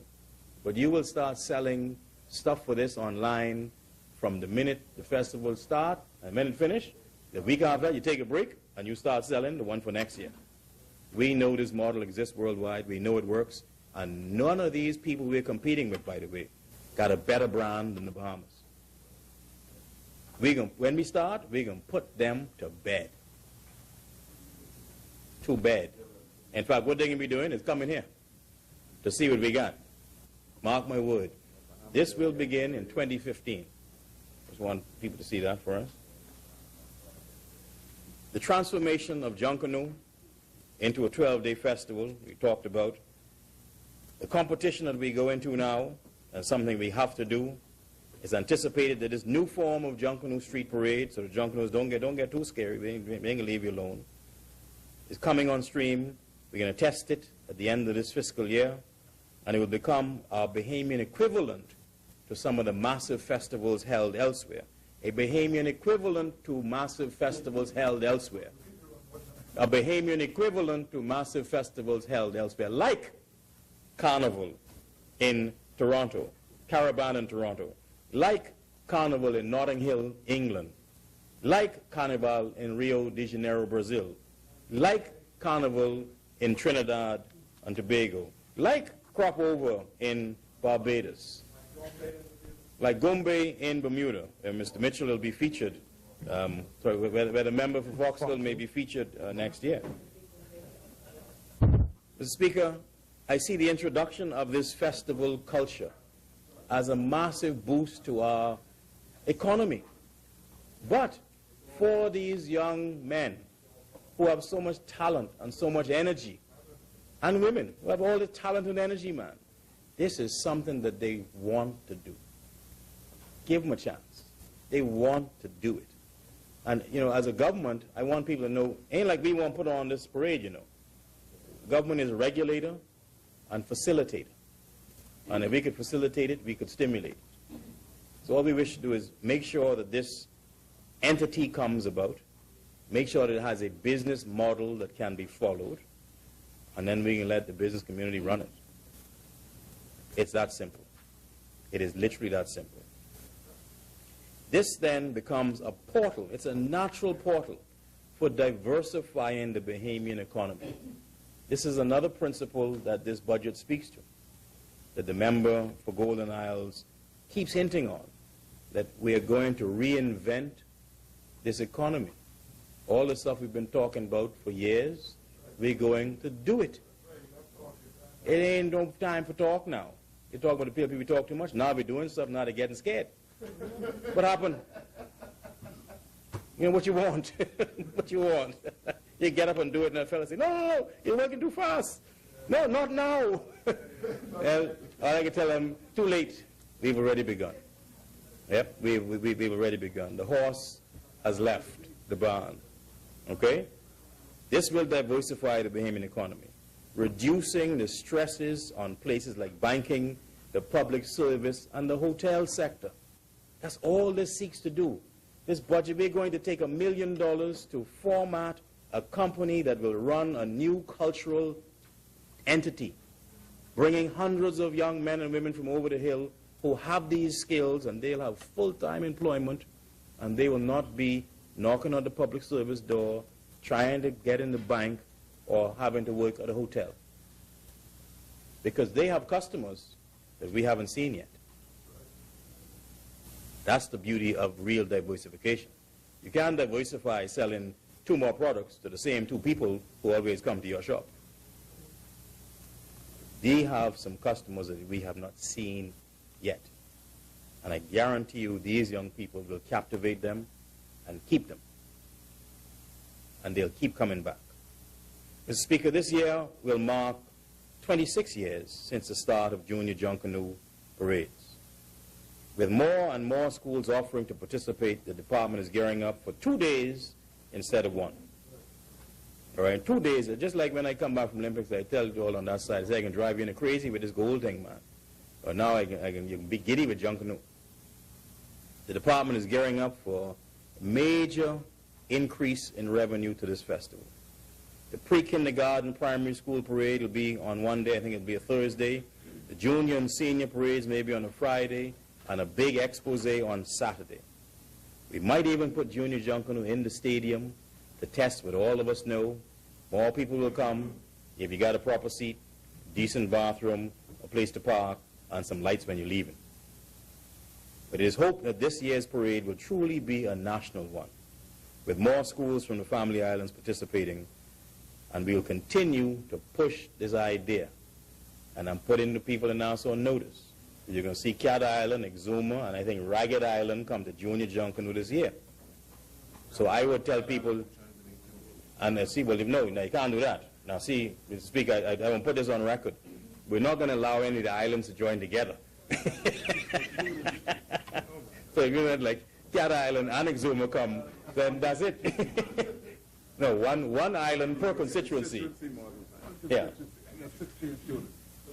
No, but you bring some people from, well, your constituency could come. The Keys, Exuma and the Keys. Exuma and the Keys. So you've got 3-4 schools, they could come together. Exuma can bring a junior. I'm not sure if you fit in the Junior Junkanoo setup. Ragged Island will be part of that. Yeah? But these family islands will get to compete, and it's fun. And these kids want to be a part of what's happening in Nassau.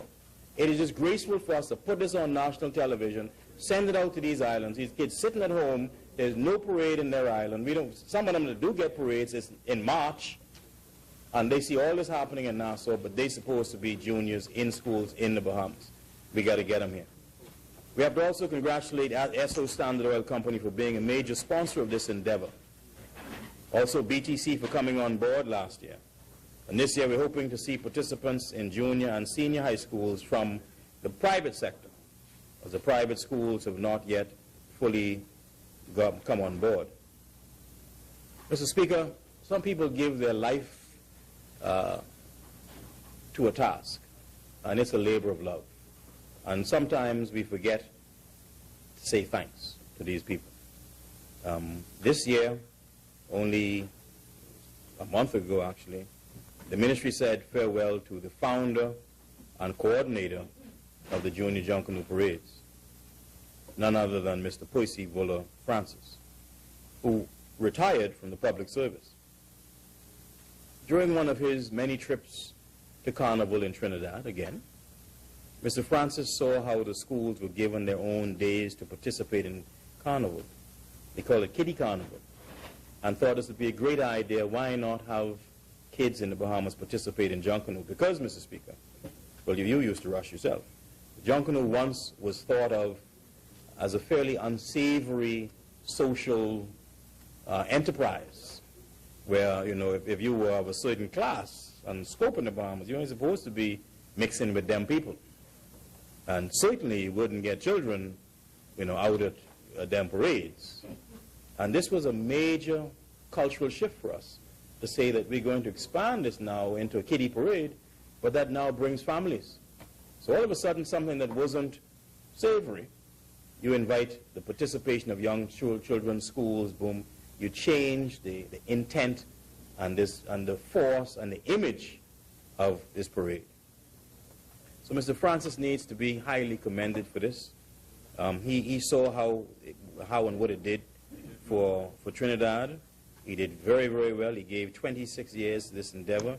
It has grown tremendously, and we wish to bid Mr. Francis a fantastic retirement, although I think he's semi-retired, and we're looking forward to him writing a book on his life and to tell the story of this great event.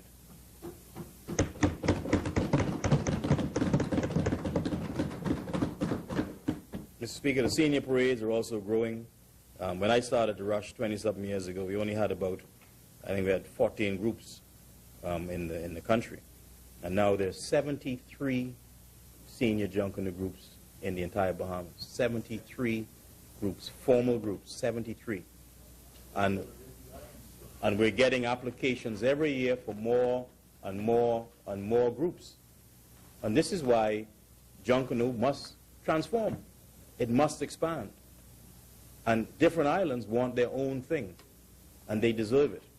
The NJC, which is the National Junkanoo Committee, is the body entrusted with organizing this whole enterprise across the entire Bahamas. And we're asking early this year, please, everyone out there in the Junkanoo world, from Abaco to Inagua, please write in now to the NJC. It's like one of those infomercials on TV. If you call now, you'll get it for $99.99. And we'll throw in one free picture. I'm entertaining myself, you gotta excuse me. But if you call now, get in early, please. Let us know what you're doing. Write the NJC. They run the thing from across the whole country.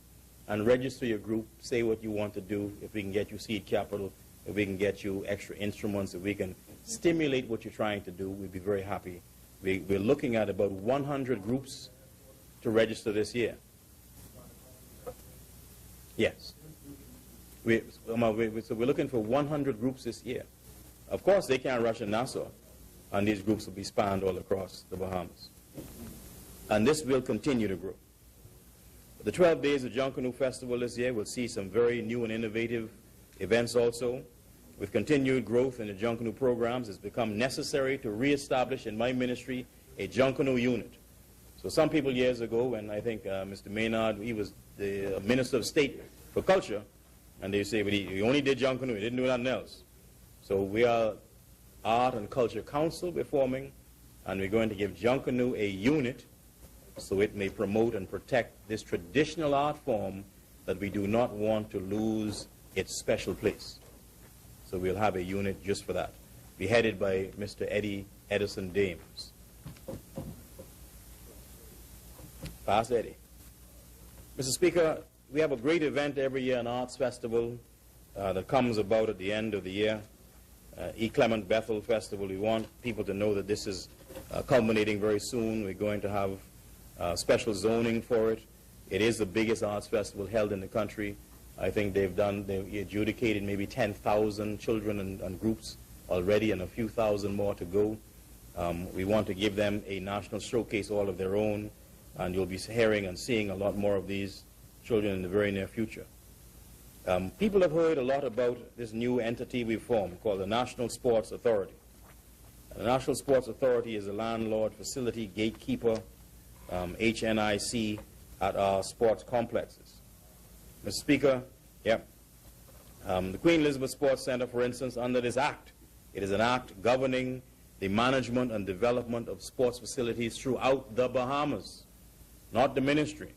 The act governs the Sports Authority, and they have commenced the orderly development of facilities that are recommended by federations and by the government. I should note that the NSA played a pivotal role in ensuring that the Thomas A. Robinson Stadium and the surrounding grounds were completely prepared for first-class competition for athletes and dignitaries, not only for the Carifta Games, but also for the Chris Brown Invitational and the recent international soccer match. The NSA's task is not an easy one, as they have been asked to advise the public of revised fees. We got user fees. We got to pay for the maintenance of this place. The public should note, however, that proper and professional management of the many facilities that we have inside and outside of the Queen Elizabeth Sports Center is crucial to the continued development of sports in this country. We cannot expect the look of a first-class facility and not contribute to what it looks like. I'm therefore encouraging all federations and organizations that may wish to use these facilities to respect the policies that have been put in place by the NSA. Mr. Speaker, we've done a lot, but we got a lot to do. In closing, Mr. Speaker, my ministry's 13, 14-year agenda is very ambitious, one which is focused on accomplishing those projects outlined by the Right Honourable Member for Centerville in his communication, and activities that we have highlighted here in this presentation today. But the key for us is it has to impact the lives of young people. Mr. Speaker, this is a budget that reflects a political philosophy that is both positive and progressive. This is a budget that we're embarking on job-creating growth. This is a budget that shows our commitment to youth in expanding Fresh Start. This is a budget that shows our commitment to sports development and welcoming the world to our sports tourism product.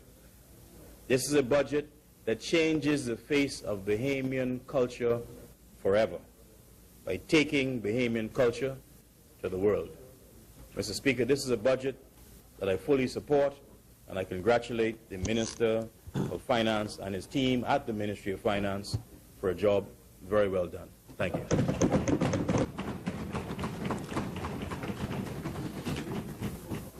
Thank you, Honourable Member.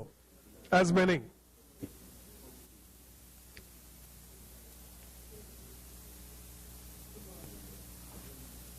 The Chair recognizes the Honourable Member for Pinewood.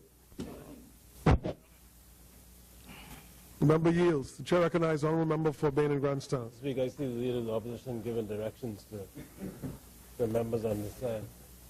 2-1 is the pardon. So that'll be the last time he does that. Speaker, I move the House be suspended until 10 a.m. tomorrow morning, 6th of June. 6th of June. 2013.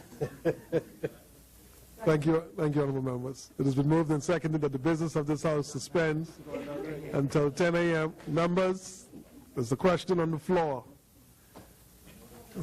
It's been moved and seconded that the business of this House suspends until 10 o'clock tomorrow morning, June 6, 2013. As many in favor will remain seated. Those opposed will stand. The business of this House suspends until 10 a.m. tomorrow morning, June 6. All rise.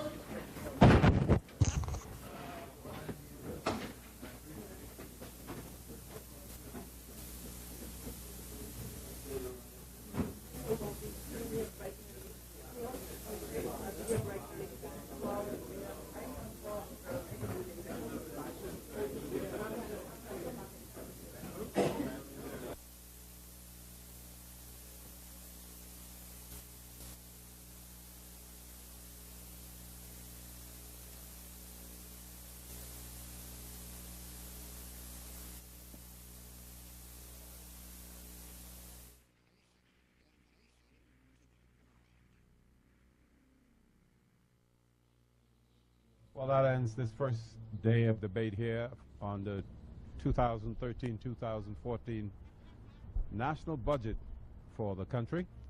The member for Carmichael, the Minister of Youth, Sports and Culture, the Honorable Dr. Daniel Johnson, explaining some of the initiatives planned for his ministry this year, explaining also the Prime Minister's reference to a Mardi Gras carnival-style festival that lots of people have jumped on.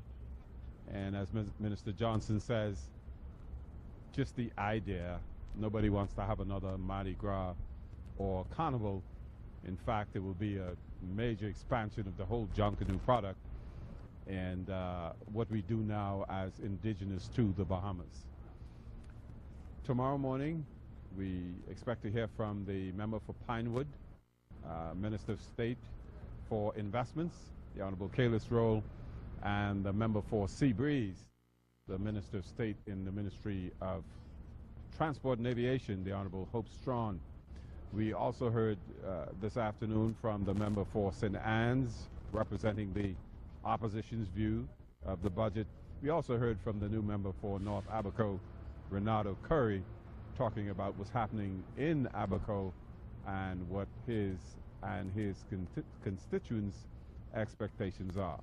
So again, that ends this first day of debate here.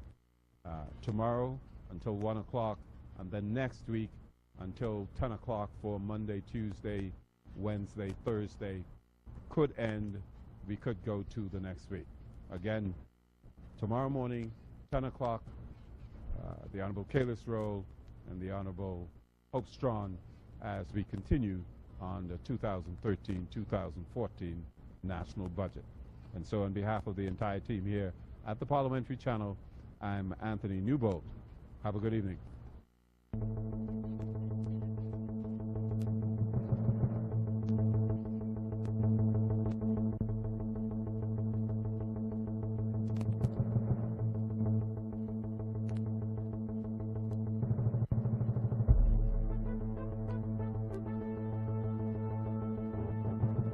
Established in 1994 by the